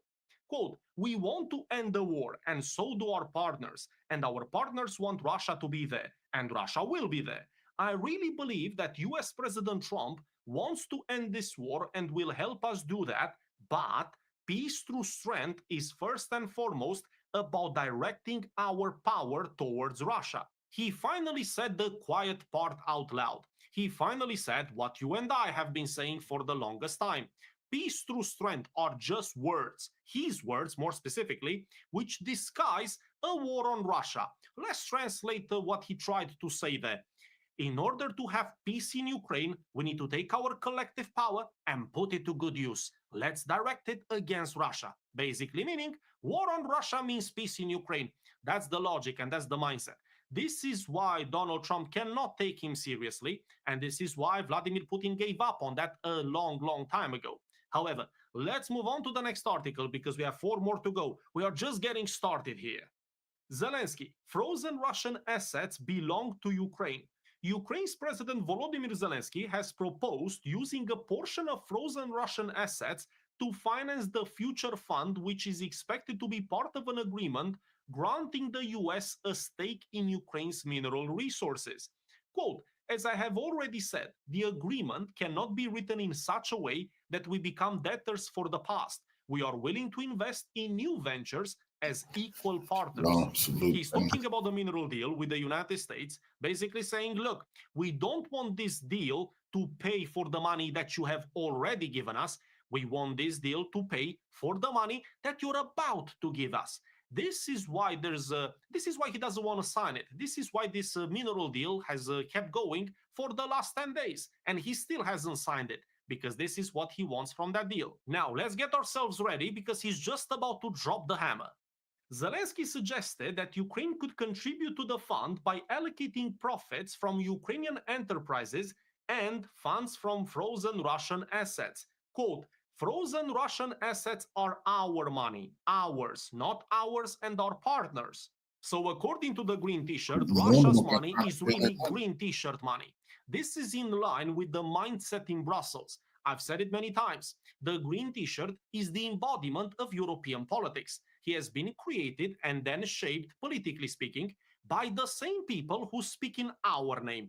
Some people would argue that the green t-shirt is a much better voice for the European Union than the current leaders of the European Union. It's just that he's a little bit rough, you know. He makes some diplomatic mistakes. He says quiet parts out loud. However, he's the embodiment of the mindset in Brussels. Now, he's also saying there in that little quote that this is our money, not our partners. I don't know who's directing that message at. Maybe to Donald Trump, saying, look, don't you even think about that money, or don't even try to negotiate that money away. We don't know, but something tells me that we'll very, very soon going to find out. Zelenskyy on deal with the United States. Quote, I'm not going to acknowledge that. What a nice start. Quote, I know we had $100 billion from the US, and I'm not going to acknowledge another $500 billion of that, no matter what anyone says. This is clearly a message directed to Donald Trump. But here's the problem. Donald Trump never claimed that Zelenskyy owes him $500 billion. Donald Trump said that the total amount which the United States has given Ukraine over the last 3 years is around or in between 300 billion and 350 billion. Zelenskyy is just inflating this number just so it looks a little bit more dramatic. But the main takeaway is that he's saying that he has received 100 billion. Where's the rest of the money? I'm sure the rest of the money is somewhere, and who knows, maybe Mr. Kash Patel, who has just been confirmed, maybe he can tell us in due time where that money has gone, because I'm absolutely certain he will look into that. That's probably going to be the first thing he looks into, because 200 billion will not just go missing without a trace. They're somewhere, but apparently they're not with the green t-shirt. The president also said he does not want to recognize the 100 billion as a debt to the United States because he does not consider US financial aid to be a debt. So he acknowledges to have received 100 billion from the United States, but according to him, even that's not a debt. We don't know what it was. Maybe it was Joe Biden's good deed of the month. He just wanted to repent for his sins, and he gave away the US taxpayers' dollars. I've said it before, and I'll say it once again. If Volodymyr Zelenskyy doesn't want to thank any political figure in the United States for that money, fair enough, because after all, they were puppeteering him for long enough as well. But Volodymyr Zelenskyy should thank the American people, because ultimately it's their money. This money wasn't Joe Biden's, it's not Donald Trump's, it's the American people's money, and he should thank them for it. But of course not, of course not. You see, it was just the right thing to do. No thanks needed. Zelensky also stated that the conditions of the mineral agreement with the United States require Ukraine to repay double the amount of money that the US would contribute. He compared the help given to Ukraine with that provided to Israel, emphasizing the unfair approach towards Ukraine. Quote, I'm not going to sign something that 10 generations of Ukrainians will be paying for. Donald Trump once called the green t-shirt the best salesman in the world. Well, I'm afraid he just failed the first sales test. Mr. Green T-shirt, not all deals are the same. Not all brands offer the same deals to everybody. Isn't Volodymyr Zelensky familiar with the loyalty points supermarket approach? The more points you get, the cheaper the products get. Not everybody gets the same deal. It's not really that hard to understand. Different priorities and all. However, let's move on because we have two more articles. Zelensky, US business in Ukraine will not guarantee security. Quote, there is a certain logic in the US. If we enter these sites where there are minerals, then that's a security guarantee. The Russians won't go there because it's our business, our companies. That would all be fine if American companies had not already been operating in the occupied territories before the invasion. This does not provide a 100% guarantee that the Russians won't return to places that they, the Americans, have entered. He's looking for reasons to not take that mineral deal as the security guarantee because ultimately he wants NATO. He just told us. We can all see what he's trying to do. However, it's not going to work, and I'm going to explain why. You see, he's referring to a situation when previous American companies were in Ukraine and Russia still invaded. That's his argument. Well, this argument is a non-argument, and here's why. Before Russia went in, there was no agreement in between Russia and the United States regarding anything. However, we are in the middle of some peace talks, or at least in the middle of some bilateral conversations in between Russia and the United States. I am certain, 100% certain, that this is one of the parts being discussed in these negotiations. If Volodymyr Zelensky would sign that mineral deal that causes him so much problems, I am certain that Donald Trump, the first thing he would do is speak to Vladimir Putin. Look, Vlad, we have these things here. Can you please not throw missiles at it? And the United States would give Russia something else in return. It's not really hard to understand, but Volodymyr Zelensky, he's just looking for reasons. However, he has plenty more to say. Quote, my logic is as follows. If you believe that an economic agreement is part of security guarantees, then why wouldn't you deploy a military contingent where your businesses will be? Please allow me to answer that question, because to Russia is unacceptable. Russia went in so they keep the American troops and NATO troops away from Ukraine. That would be defeating the purpose, Mr. Green T-shirt. I think you're losing perspective. Or he's pretending to do so anyway. Let's move on. Zelensky, external funding for 800,000 strong army is needed if Ukraine is not in NATO. Quote, the second point I want to emphasize is funding for an 800,000 strong army for Ukraine.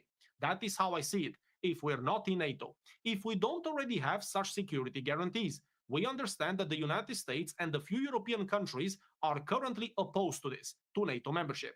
So we recognize that we are not currently a member of NATO, although this is something that will be discussed. So the short version is that Volodymyr Zelensky offers us two options. Imagine two doors. If you enter door number one, that's NATO membership. That's war with Russia.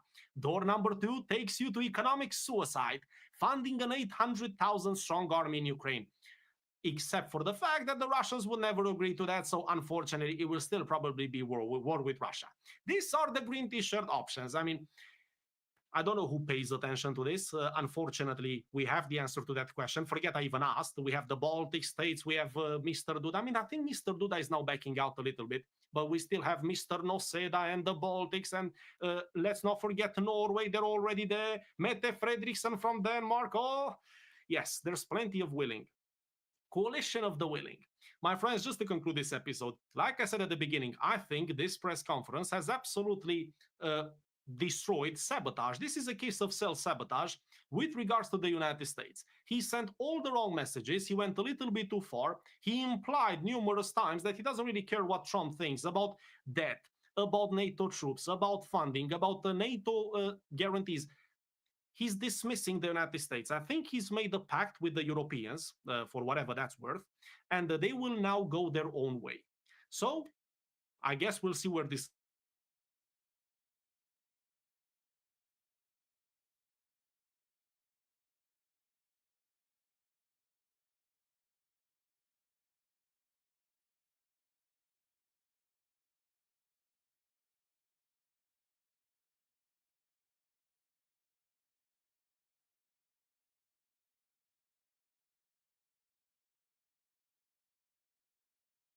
If I may, about the gold. I'm intrigued that Donald Trump keeps talking about Fort Knox. Is it going to turn out that being as safe as Fort Knox isn't actually all that safe? Is the American gold in Fort Knox?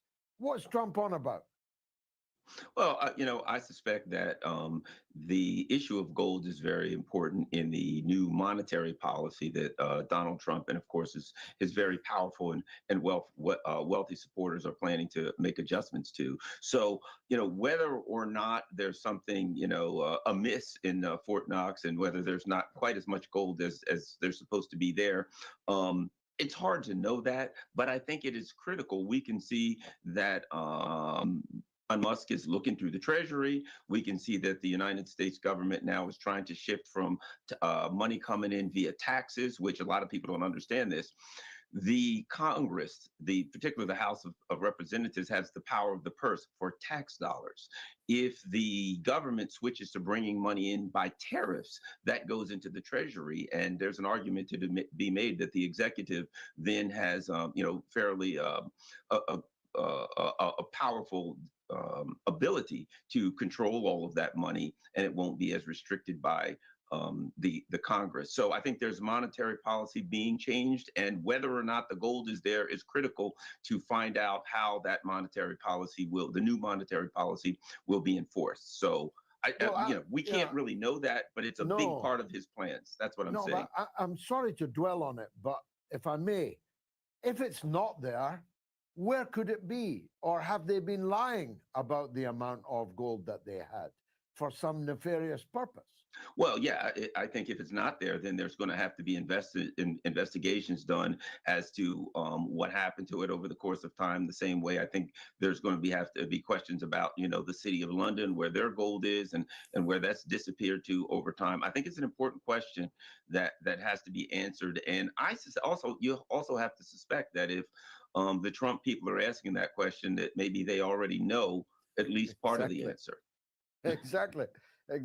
So if I understood you correctly, is that the reason why Trump's new word is tariffs? But these tariffs are paid by the consumer in the United States. I mean, if you put a 20% tariff on something I'm selling you, then you'll pass it on to your customer. So it's inflationary at a time when you can't get eggs for less than $1 each in the US. Well, it gets pretty deep if you're chasing it down, but here's the bottom line. A tariff is actually paid at the port of entry. So when you ship goods into the U.S., whoever's shipping them in, this company will pay the tariff at that point, which will then, of course, be passed on to the consumer. However, the countries that are paying these excessive tariffs now will have to hold more dollars, which means they'll have to buy T-bills. And that means that actually there's an argument to be made that it'll strengthen the dollar. If you got to pay tariffs for everything that goes into the United States, you have to hold more dollars. And how do you get more dollars? You buy more treasury bills from the United States. Now, of course, that there's a long road you can chase that to, where eventually that can cause problems. But I think the Trump people understand that in the short term, a big part that has two effects. Number one is now the money coming into the government goes into the Treasury instead of tax dollars, and the executive branch has much more discretion over money in the Treasury than it does tax dollars, which are controlled by Congress. And number two, it's going to, at least in the short term, strengthen the dollar. So it's complicated economically. I've been chasing this down, but it isn't quite as simple as it looks. Now, you and I are vaguely on the same political page, and we vaguely had the same attitude to one Bernie Sanders. But I saw him today talking live to a very different crowd to the crowd he used to talk to, in which he was demanding more war with Russia, more weapons into the war machine against Russia. This Bernie Sanders can't be the same man that you and I used to support, can he? Well, he can, but I think one of the things that Americans are learning, and one of the reasons that the Democratic Party is in such a downward spiral, is that you can't. The party that is in power should be the party of the people, the party of the working class, and you cannot be the party of the working class unless you're the party of peace, particularly in a country with 900 bases and $1 trillion budget. The reason we can't have good things, as they say, which would be a strong social safety net, is because all of the money goes into war making. So the Bernie Sanders and his ilk now are demonstrating that for all of the time that they've argued that they were standing on behalf of the working class, the working poor, and the poor, they were really playing both sides of the fence, that it was all a fraud, because he would have to argue for less war and argue to lower the military budget so that that money could be used for the people. And Bernie Sanders is clearly a fraud. And when it came down to it, when Bernie Sanders has to make a decision, he's been exposed. Yeah, it's bitterly disappointing. We had him on our wall of fame, and we took him off it some time ago. But I thought his speech today marked a new low. But let's look at who's actually in power now in the United States. And the St. Valentine's Day massacre that J.D. Vance issued to the assembled European panjandrums. On the 14th of February, the special relationship between the United States and Great Britain and the European continent was effectively massacred. He could not have been more harsh to the faces of these European leaders. And now it would appear, I mean, I worked all my life for this, Garland, for an anti-American uprising in Europe. But now that there is an anti-American uprising in Europe, it's America that's right and the Europeans that are wrong. And thus, I said to my old mother, age 90 yesterday, she said something about me, you'll not get into the United States.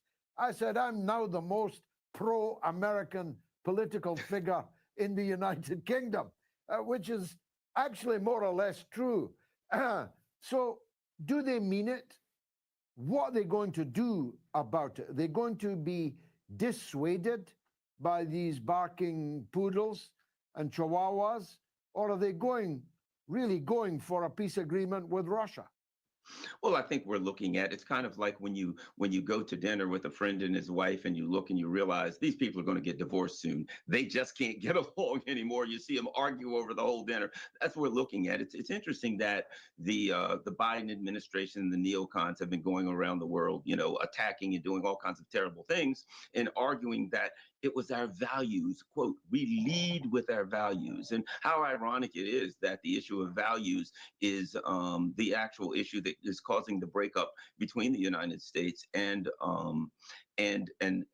the EU, that ultimately, when it comes down to it, there are people in the United States to a large extent that are concerned with the rights of the individual and the freedoms of the individual. We may, certainly have some significant disagreements with them, particularly when it comes to economic policy, but yet and still there are people that say, we shouldn't, that government overreach is an issue. And to be quite frank, there is the appearance from this side of the pond that Europe is descending into this kind of a woke liberal totalitarianism, and it's quite distasteful. And we cannot continue to be, strongly culturally associated with Europe based on the direction that Europe is going, and we're going in an opposite direction, returning more to our kind of roots, I would say.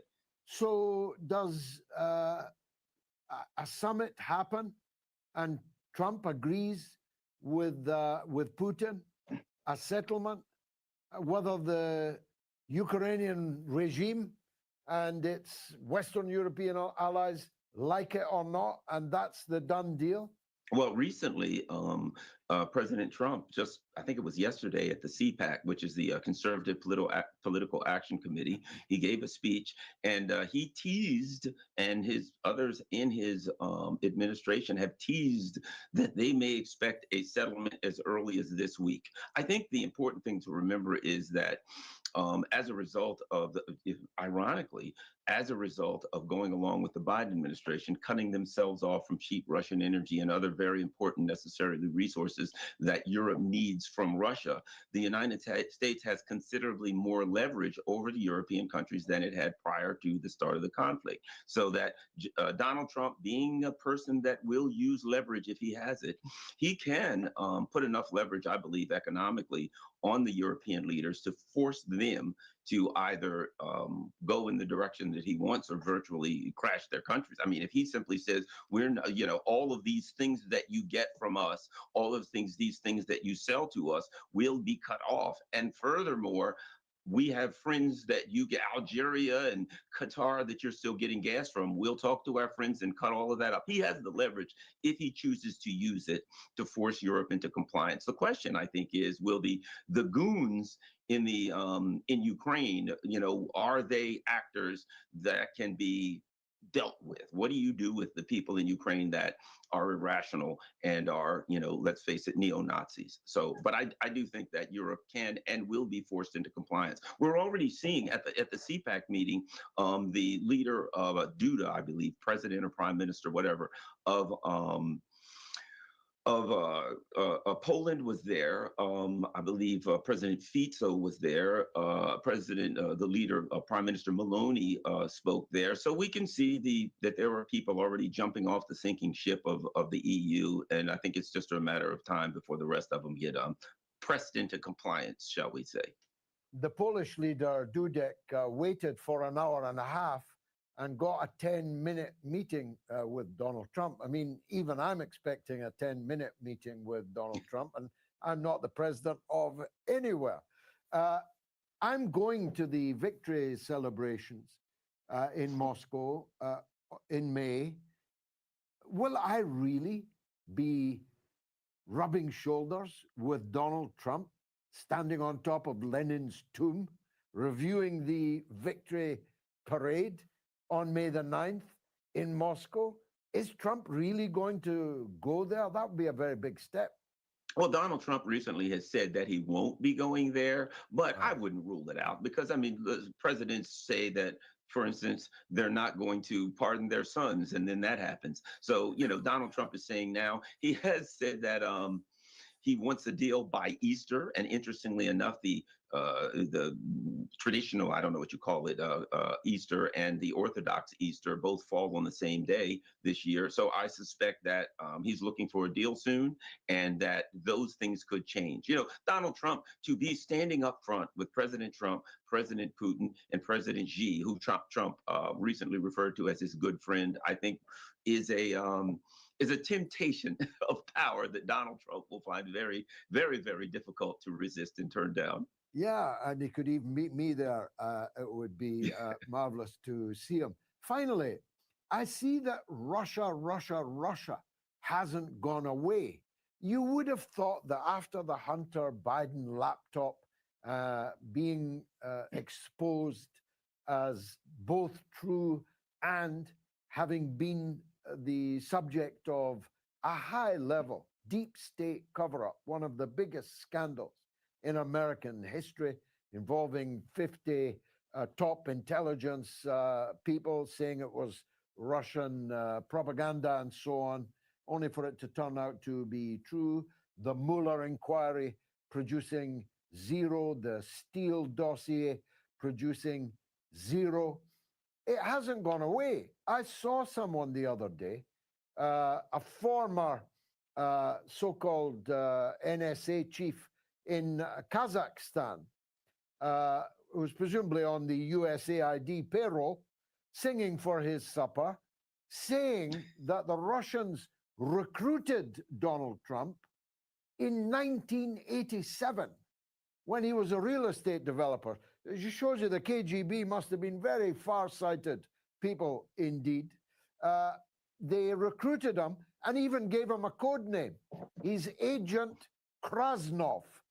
So some call him President Trump. He'll always be Agent Krasnov to others. Does anyone take that seriously anymore? No, it's kind of sad, and it's really, really embarrassing, and it just shows the level of desperation that the anti-Trump neocons have come to. I mean, there are plenty, as you know, as left-leaning people, we have plenty of areas where we could make legitimate criticisms of Donald Trump, and certainly the things that he does that we agree with, we certainly support those. Some things that I think are great as far as foreign policy, but these people are so embarrassing. The good thing is that for the most part, they're on CNN or MSNBC, and since nobody's watching those channels anyway, if we don't discuss it on your channel, nobody would even know that it happened. I stand chastened by that very wise advice. Carla Nixon, as always, thanks for joining us on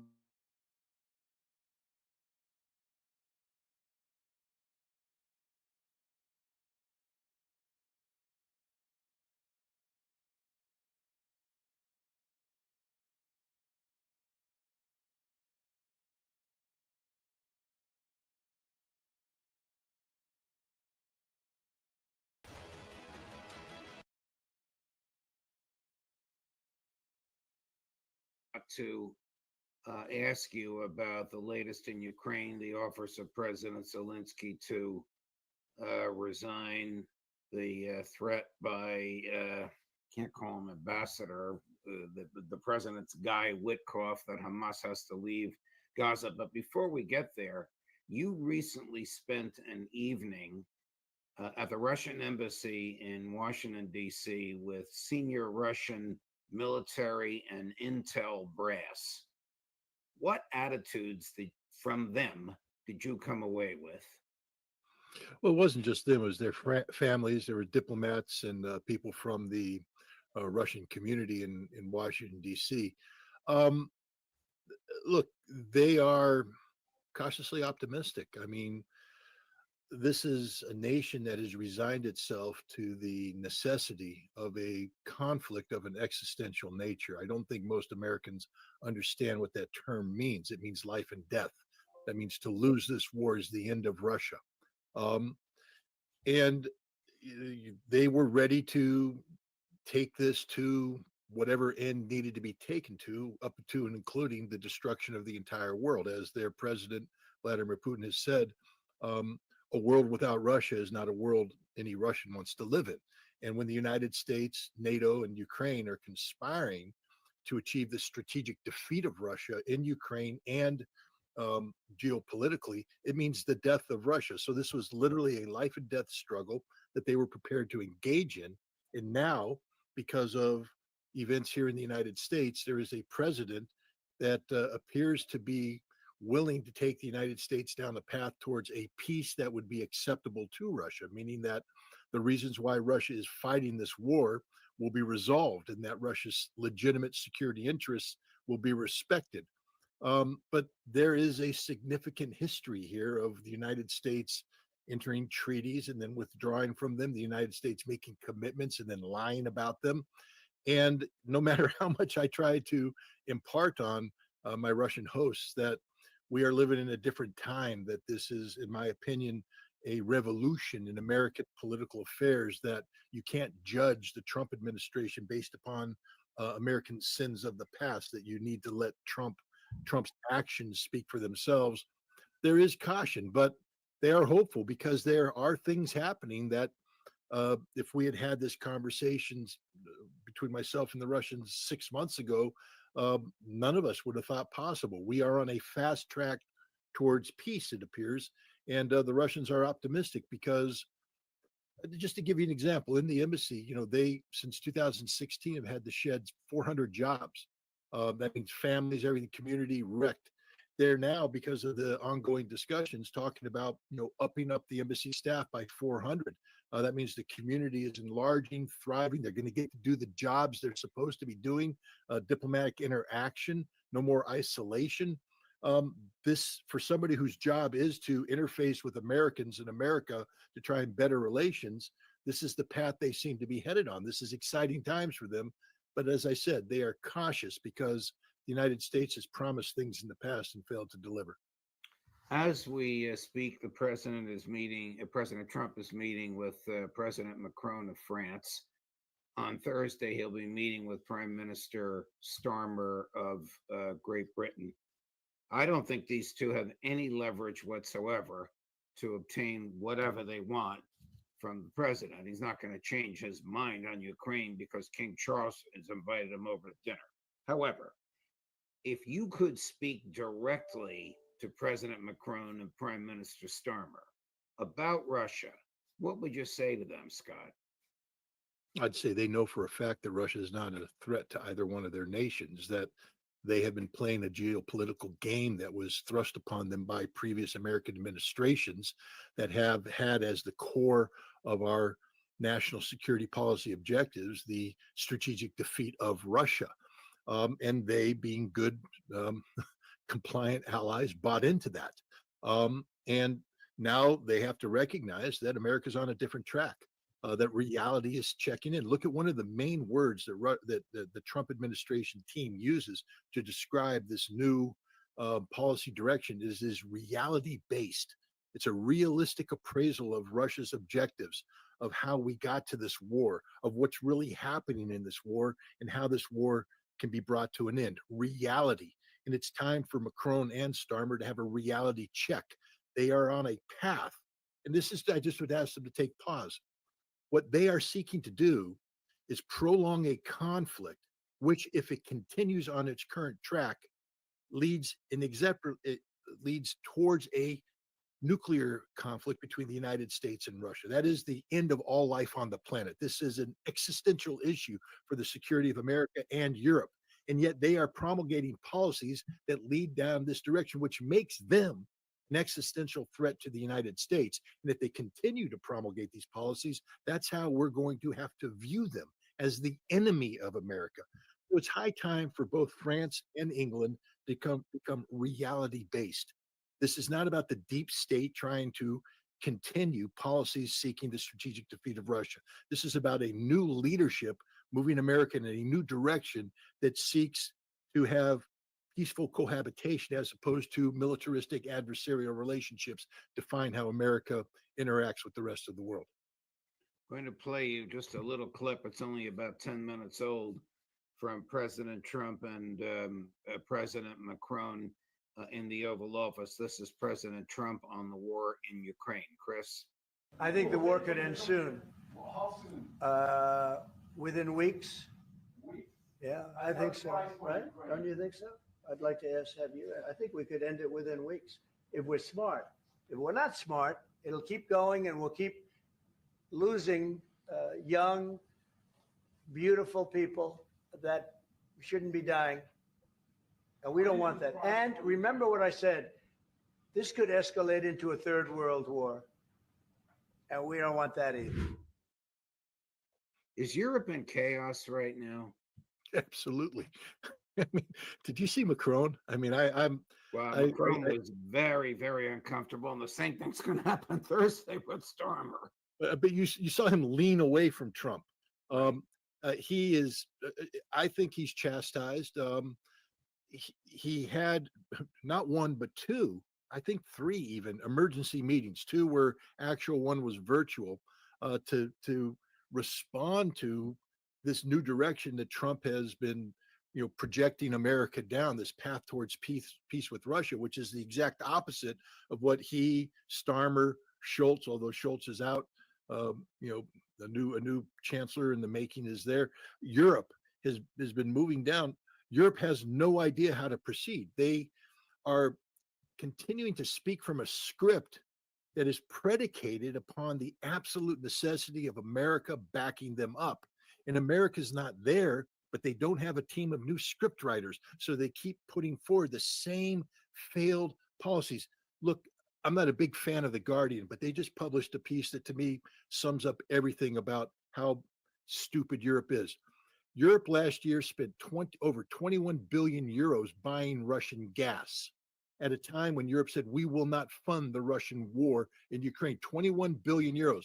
They spent 18 billion euros throwing that money away in Ukraine. So Europe is facilitating Russia's continuation of this conflict while bankrupting themselves by supporting, the failed side on this conflict.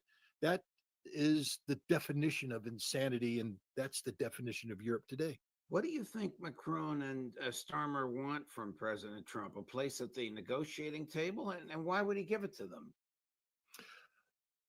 They don't just want a place at the negotiating table. They want to have a say at what happens at the negotiating table. Their big thing is a ceasefire backed up by a peacekeeping force. This is their security guarantees to Ukraine. And I think in that same press conference, Trump said something along the lines of, Putin has said he's okay with a peacekeeping force. I think what Putin said is there needs to be a peace worth keeping before they talk about a peacekeeping force, and there will be no European or NATO involvement in this. Any nation that has aligned itself against Russia in this conflict will not be present on the ground as whatever a peacekeeping force may look like. So, and I think Trump is reading these facts to Macron, hence Macron's body language, chastised. There's only one person calling the shots on the Western side nowadays, and that's the United States of America, and that's Donald Trump. And that's just the reality that Europe's going to have to accept. The new German chancellor is in favor of war. Well, what does that mean? Are the Germans going to replace the Americans to fund the Ukrainians? Look, I mean, this is, if I were advising Donald Trump right now, I'd take the Germans for their word. And then I would tell the German chancellor, you are heading down a path that puts you in existential conflict with the national security interests of the United States. We believe that this war, if it continues, will result in a nuclear exchange between the United States and Russia, which will be the end of life on this planet. So we're trying to stop it. Anybody who seeks to continue this conflict, therefore, is saying they are in favor of this nuclear war. That makes you an existential threat. And then I would tell the Germans that we provide you with 80% of your liquid natural gas. Either back off your policy or we immediately terminate your gas. And if you think you're going to get replacement gas from the Netherlands and Norway, I'm telling them right now, we will have secondary sanctions against them if they sell you any gas. We will strangle your economy. We will destroy your economy, and we will destroy you, politically. And if you think you have American troops there, I'm withdrawing all troops now. They're going to Poland.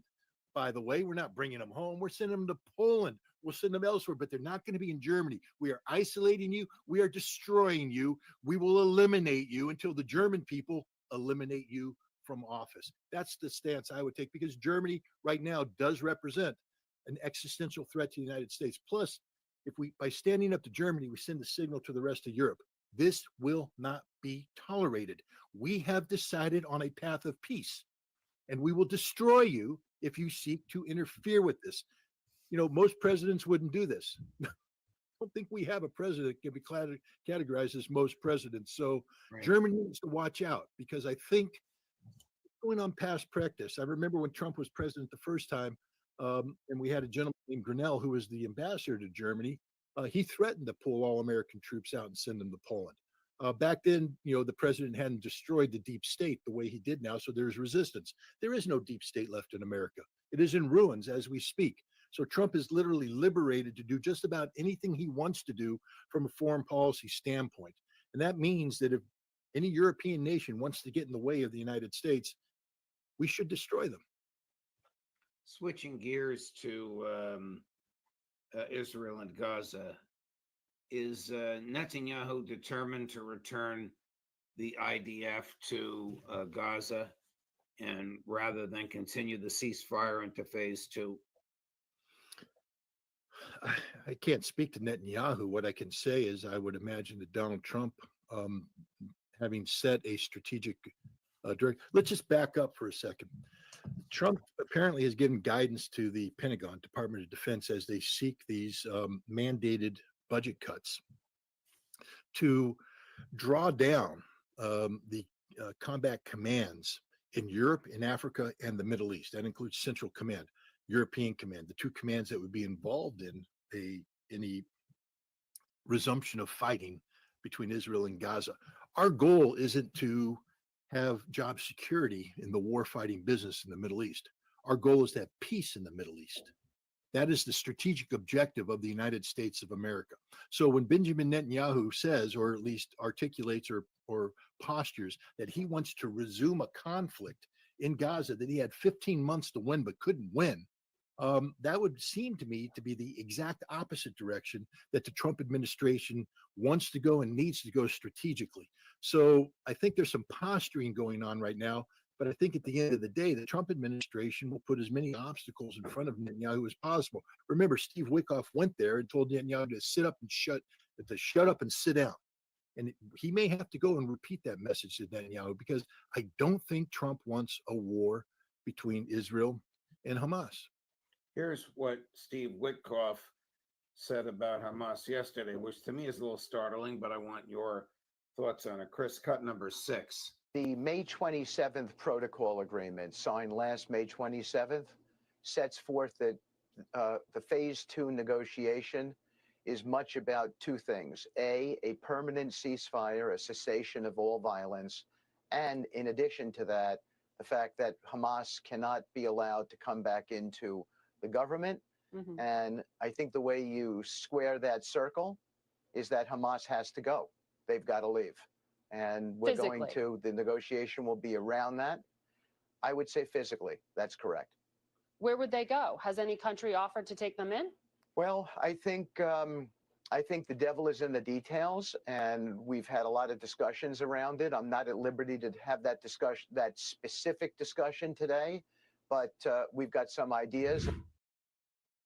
Hamas will never voluntarily leave Gaza, will it?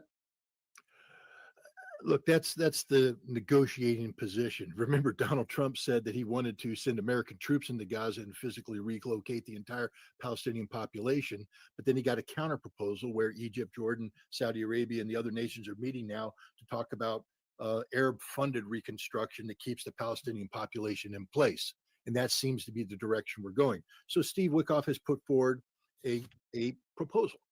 The counter proposal, though, if you remember, the devil is in the details. Donald Trump had a 90-minute conversation with Vladimir Putin. Part of that conversation was discussion about Gaza. Why would Trump talk with Putin about Gaza? What does Russia bring to the table? And what Russia brings to the table is having started a process that brings 14 Palestinian factions together, including Hamas, to talk about what a post-conflict government in Gaza and Palestine could look like that wasn't called Hamas, but had Hamas representation. And then the Chinese picked up on that last summer, brought all 14 to Beijing and furthered that conversation. That's I think that's a Palestinian state. What are Netanyahu and his right-wing buddies going to say about that?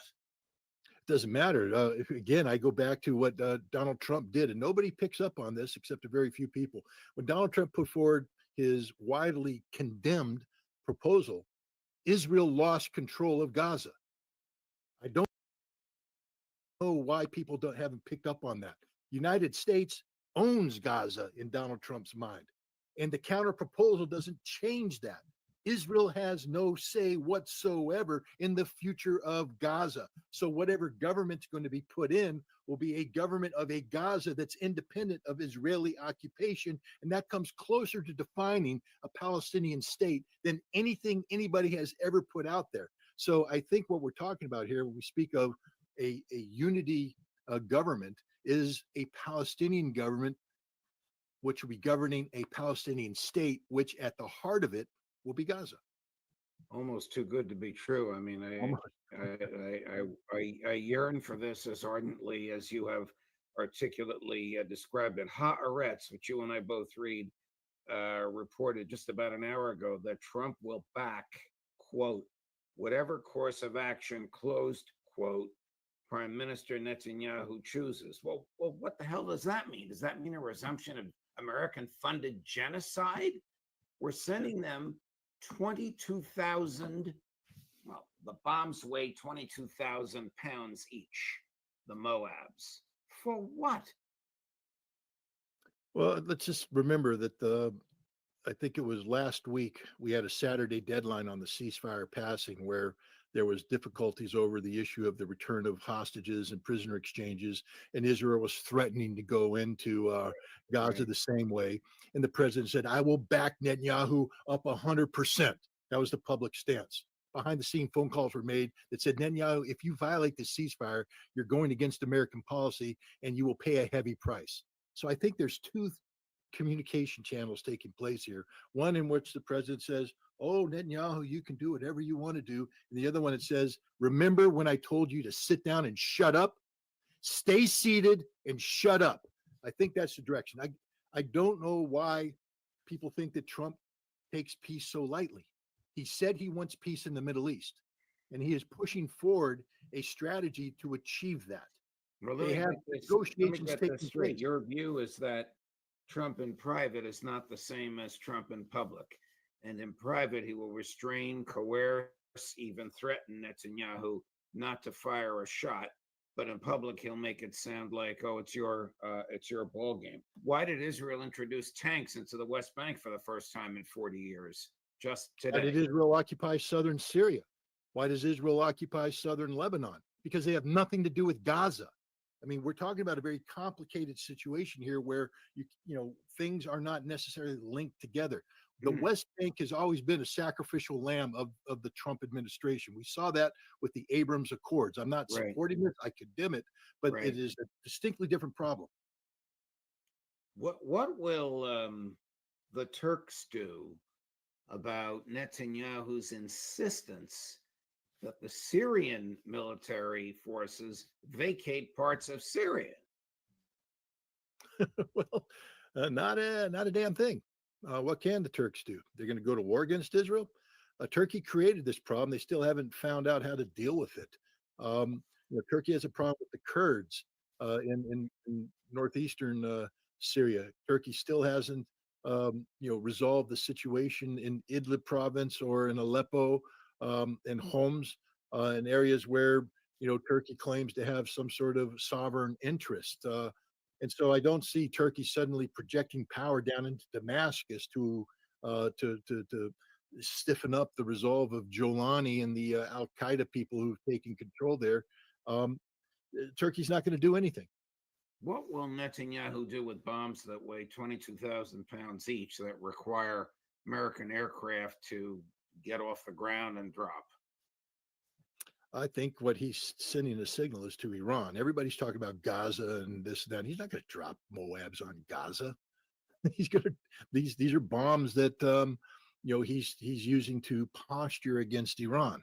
And that's just part of, again, the Trump thing of telling the Israelis, hey, we're here for you, we back you up. But secretly, Trump is engaged, and as we speak, there is back channel discussions between the Trump administration and the Iranians on how to resolve this issue. Let me switch gears before we finish. From your years as a UN weapons inspector and your familiarity with the intricacies of weapons funding, is it feasible to think that Elon Musk and his crew can audit the CIA and the NSA and the DIA and the other intelligence communities that spend money secretly? Of course they can. I mean, the judge, they're broken. The CIA right now is in total disarray. You have people, careerists, who thought they were in control, thought they had the deep state, they thought they had beaten Trump last time. Remember, Trump was president for 4 years and the CIA beat them. Chuck Schumer, they have 6 ways from Sunday to get to you.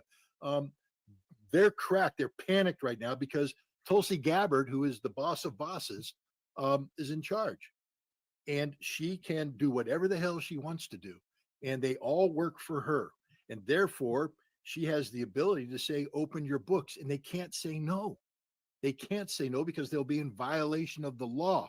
They are all scared. They're running. Trump doesn't have a vested interest in the secrets of the deep state.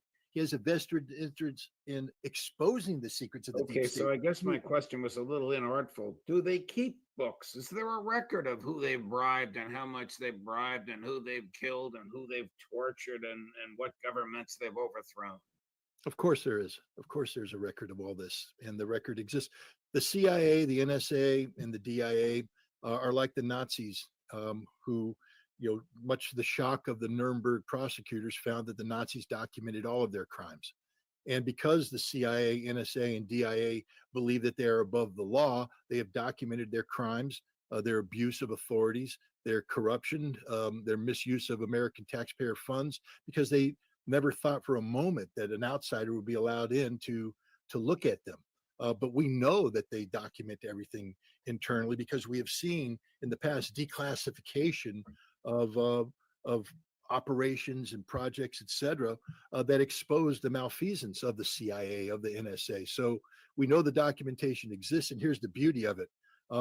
There's a record of the record of the record. And you know what I mean, Judge? If they start destroying records, they're all going to jail forever because you're not allowed to destroy government records. So they're in a lot of trouble. There's a lot of panic going on right now. A lot of people are talking about resigning.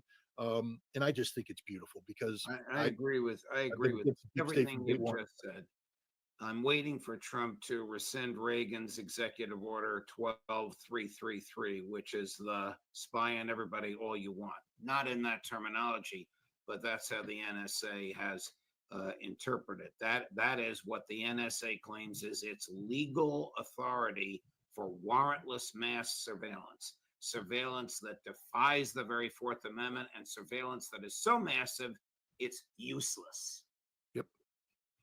Look, I learned this when I was in the intelligence business. We used to target the Soviets, and one of the problems we had is that we were so effective in targeting the Soviet problem that we collected too much data that could be useful. Intelligence is is information that's only important now. I need to know, for instance, Judge, what you're thinking now if I'm going to have any impact on what you're doing. But to collect information that only becomes apparent to me 6 months down the road is useless. That's an academic exercise. And so we had to learn how to tailor our collection and not be focused on sucking up everything, but on sucking up only that which was important. In the law enforcement community today, because they have taken such a frontal assault on the Fourth Amendment, they suck up everything. And I'm here to tell you right now, they are learning nothing, zero, because they don't have the analysts or the analytical capacity to comb through that data. So what they do is they store it so that at some place down the road, they say, aha, what was Ritter doing on that? They can go back and get it. That's not how this country works. That's not freedom. That's an illegal search and seizure. The government can't see something, hold it, and then decide sometime in the future that there might be utility in it. And yet that's what the US government is doing. They're basically holding the entire American population hostage because again, it doesn't matter that you didn't do anything wrong. As we've seen, the government under past practice has been able to invent crimes. For instance, it was a crime for me to speak about wanting peace with Russia. The FBI came into my house because I dared speak for that. And they collected information on me for 2 months. None of it criminal, all of which was criminalized by a Department of Justice out of control. That can be used, that weapon can be used against any American about, abortion, gun control, anything, any issue you take where you might come in conflict with the United States government can be criminalized. And anything you say or do right now is being collected by the US government and archived for that potential moment. This is wrong, Judge. That's not the kind of country we want to live in. Your understanding of this is extraordinary, Scott. Thank you for the eloquence with which you've articulated it. My own view is 100% with yours. All of this started under George W. right after 9/11, where the intelligence community was told the Constitution didn't apply to them. Hopefully, Trump can undo all of it. He's made a tremendous start. Thank you, Scott. Thank you for coming on today. Thank you.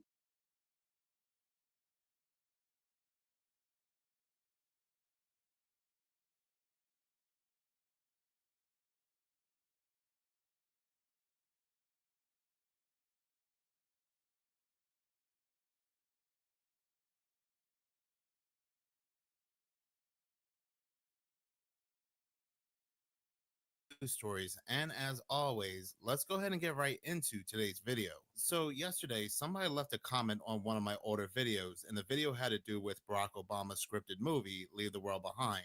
They said I should go back and do another review of the movie and see how everything in the movie correlates with everything that's going on in 2025.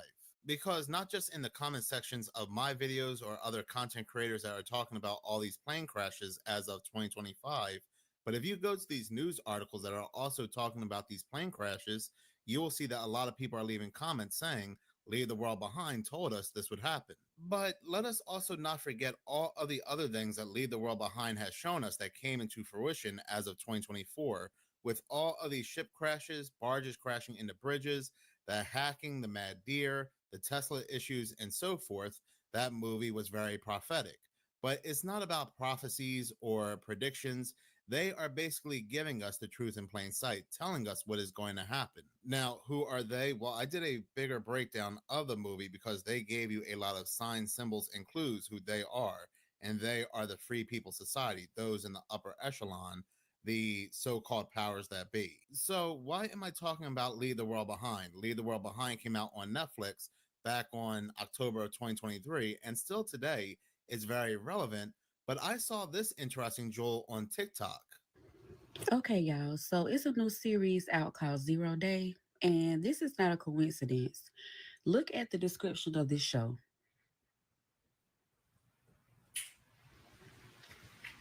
Do y'all see what I see?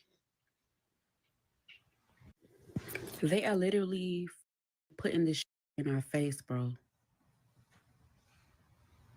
That is right. This new limited series, which stars Robert De Niro, who's heavy into politics, and Angela Bassett, the description of 0 Day reads power offline, plane crashes, thousands deceased, and a message, this will happen again.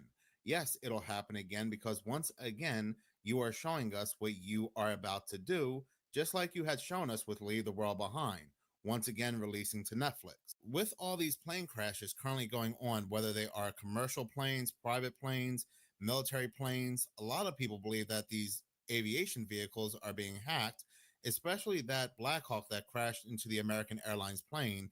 There are a lot of people that believe it was either flying autonomously or it was hacked. This 0 Day is very interesting because it's exactly that. Cyber warfare, trains colliding into one another, planes crashing left and right, cars crashing because of hackers. This show is also very similar to Leave the World Behind in the fact that you really don't know who is pulling the strings. While the government within the show, they are blaming these rogue nations, the nations the United States is at war with. There are conspiracy theorists that believe that the United States government, they are the ones really hacking everything. This show is currently very popular. It's #2 on Netflix. It's trending. And again, it's just very interesting timing with all these plane crashes, suspected hacking, and so forth. We are now getting basically a Leave the World Behind 2.0. You have to remember these TV shows, these movies that love to give the truth in plain sight, where the so-called powers that be, they are telling us what they are doing through these shows and movies.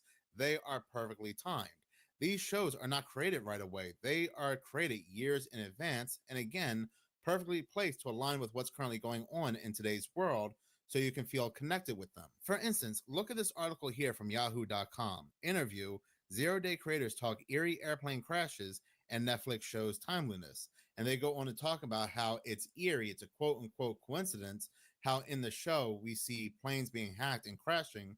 And that's basically what's going on in today's world with all these plane crashes. No different than Leave the World Behind with all of those quote unquote coincidences. Well, how many quote unquote coincidences do you need to understand that they are using these TV shows, movies, and other forms of entertainment to let us know what they are about to do, what they are doing ahead of time? The article goes on to say Noah, and Noah is Noah Oppenheim, one of the creators behind the show.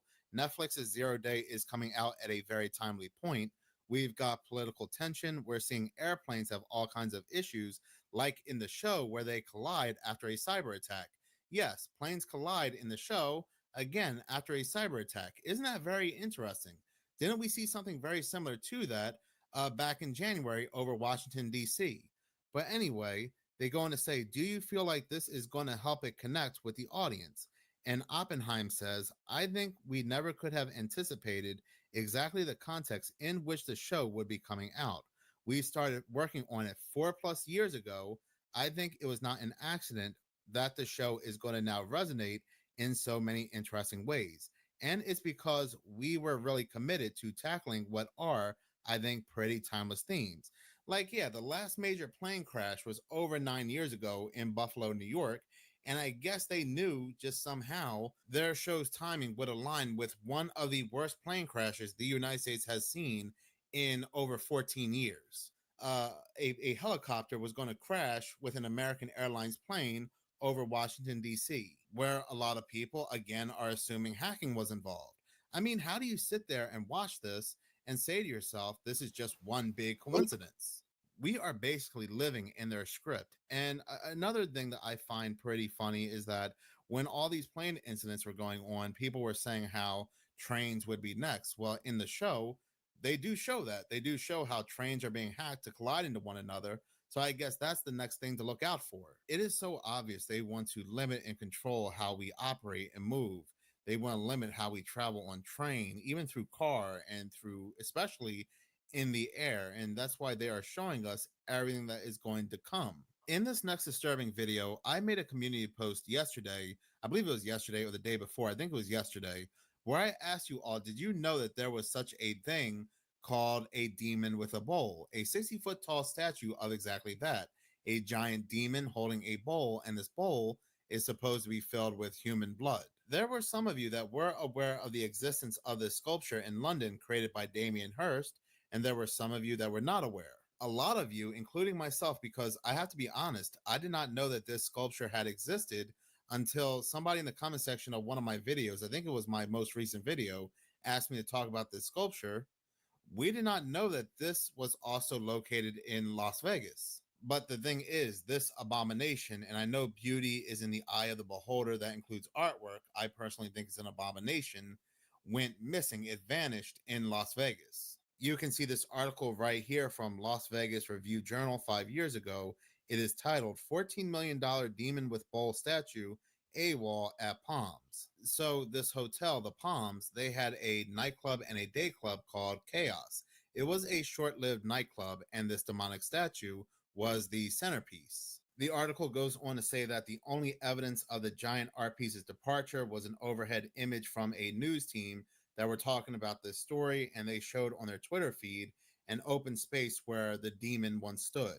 Hotel officials also confirmed that the demonic statue was the only thing taken from the nightclub.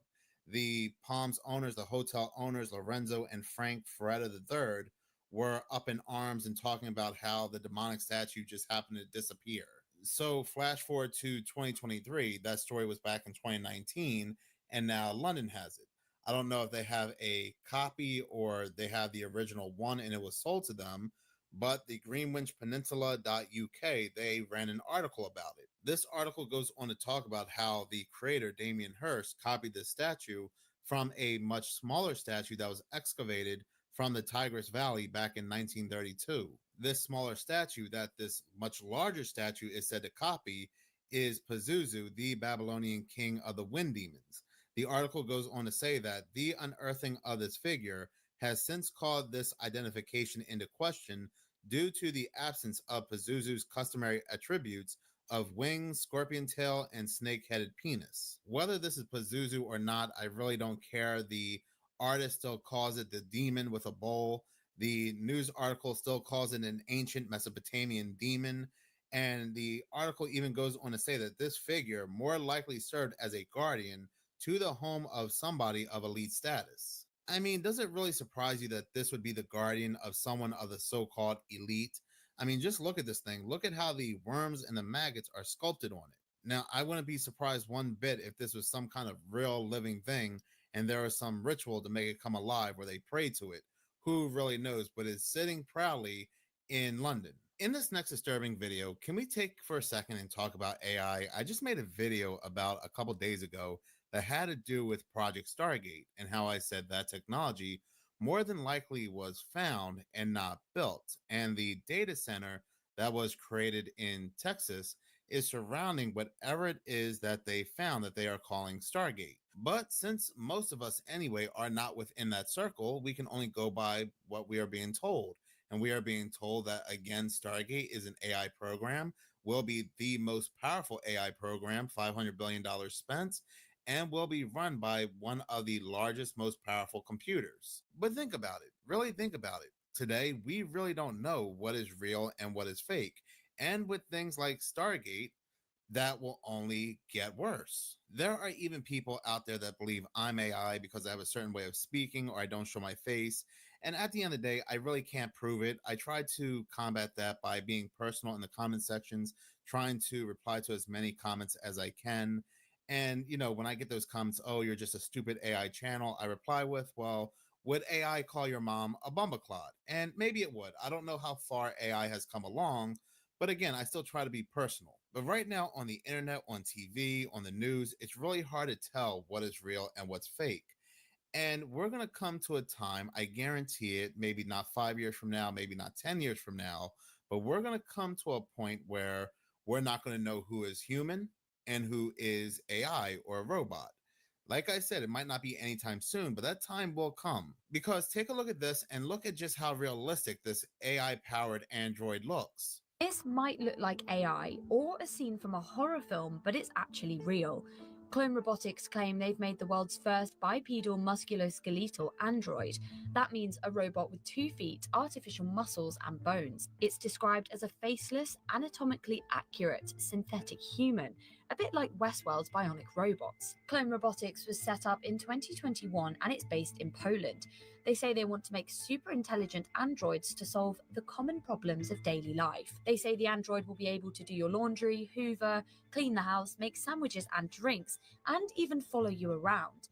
They also claim the robot will be able to shake hands with your friends and be capable of witty dialogue. They're not available to buy yet, but they'll go on pre-order later this year. Would you want to get your hands on one? This might look like AI or a scene from a horror film, but it's actually real. This is a musculoskeletal bipedal in every way, shape, and form, meant to be like a human robot, and it's powered by AI. And it really makes you wonder what will happen when Stargate is released, the most powerful AI program ever, and how it'll blur those lines between what is a human and what is a robot. Talking about the truth in plain sight, predictive programming, scripts, when Hollywood has an agenda, when there is an agenda to be made, they release Hollywood to do things in repetition. And what we are seeing in Hollywood is just that, with TV shows like Westworld, but more recently, movies, children's movies like The Wild Robot, and adult movies that recently came out like Companion. They are trying to get us emotionally invested in robots and make us feel bad and, you know, connect to what we're seeing on the screen. The movie The Wild Robot, like I said, is a children's movie, and parents on TikTok were saying how it was a real tearjerker. They connected with the robot emotionally, and the robot knew what it's like to be a mother and feel love. Again, it's all by design. So when they release these things, like we're seeing in the news, these very human-like AIs, we're going to have people conditioned through Hollywood to believe that these AIs, these machines, these computers have emotions and feelings, and there's going to be laws passed to give these AIs rights. That might sound silly and crazy, but things that sound silly and crazy back in the 90s have come to pass. Don't believe me? Just go ahead and look up half these movies that have come out or are coming out that involve AI or robots, and it all has to do with love, feelings, being emotionally invested in the robot, to the point, again, you feel bad for the robot and root for the robot like you would any other human. And you know what's crazy? This is, again, this is what the public sees. And we see this as brand new technology. It's always been a thing that the government, certain organizations, the technologies that we see now that we think are new, well, to them are very, very old, years old, 50 years old, 100 years old, if not older than that. Because if you go back to my previous video, it's all about these technologies either have been found or they were given these technologies. If we are to believe that these technologies are much older than what they are telling us, and we see something like this, it really makes you wonder how many people that we see on TV, these quote unquote people, these athletes, these celebrities are really people. There are plenty of videos out there where these people are doing some very odd things and it looks like they're glitching out. And that is one of the biggest theories, that these people are not human. Yes, some of them could be on drugs. Yes, some of them could be sick. But again, if we're going with the idea that the technology we're given is old to them, is it really outside the realm of possibility that some of these people aren't what they say they are? Am I really going to believe that, oh, we just suddenly came up with this technology and all of a sudden here it's for the public use? No, they gradually give us what's considered old to them. But going back to what could be real, what could be fake outside of robotics and humanoids, there are news stories being spread around social media, supposed sightings being spread around social media, places like Facebook, TikTok, Twitter, and so forth, of things that look realistic but are AI, and people are actually believing it. For example, supposedly there was a giant UFO in Texas, and a lot of people on social media are talking about it as if it was real. These are the two fake AI videos that are currently going viral on social media that people again believe are real. This is real life, real time. This is what I'm looking at right now that's in the sky. Don't know what it is. It came out of nowhere, really. But this shit is so real. Excuse my language, but this is the real deal. I said I wasn't gonna believe it till I seen it, and here it is. It's huge, you guys. I'm so far away from this thing, and that thing is still huge. Oh my gosh. They not lying.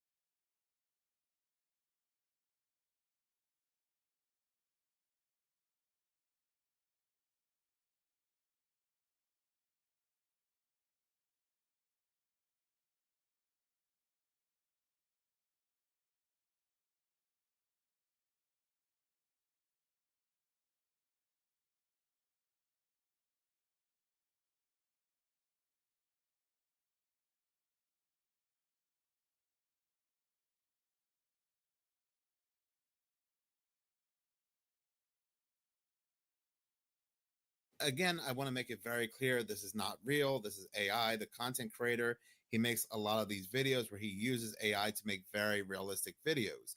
And, like I said, it's getting to the point where now we have people, they are spreading this on social media. There are a lot of people talking about this, saying, well, why isn't this on the news? A real massive UFO over Texas. Is Texas okay? And things like that. And therein lies the problem with things like AI, that it's advancing so much that people do not know what is real and what's fake. With things like Stargate, again, it's only going to get worse. And let's say something strange really does happen, something absolutely bizarre. We take out our phone to record it, we upload it, and well, we'll be just told it's AI, it's not real. Or let's say a politician or somebody who is really famous gets caught in doing something very compromising. Let's say maybe it involves a minor, something along those lines. The video is released, they're on some sort of videotape. Well, they'll just combat and say it's only AI, it's fake. And how can you prove it's not unless news and the media, they tell us whether it's real or not? So they get to control the narrative through AI. You know how people are determining and showing proof that these UFO videos are fake? Not with the videos themselves, which is very weird, but because of the audio used in the video, the audio that's being used in the video, the voices, well, they have been used in other video footage, other fake video footage. Again, the content creator himself, if you do a little digging, if you do a little research, you'll find he makes a lot of these videos. I remember there was a time where we could just look at the graphics of a video to determine whether said video was fake or not. But now we can't even do that. We have to go around other avenues, looking at the audio, looking at the content creator's history to determine whether a video is fake or not. And that is absolutely wild. AI really needs to slow down. I love technology, but this is really a double-edged sword, especially when it's given in the wrong hands. Some people who are very familiar and experienced with AI, and even some who are not, can look at the video footage and say that this is fake just by looking at the graphics of the video, but more and more people are getting duped because these videos are becoming more and more realistic. I just really wonder how all of this is going to play out 5 years from now, 10 years from now. We are going to live at a time where everything we see on TV, on the internet, and so forth will just instantly be fake until news and media deems it so. And that's how they want it to be. They want us to question our reality until the powers that be, those that own and operate the media, can tell us it's okay to believe it. Thank you so much. Cool, Phil. Follow me.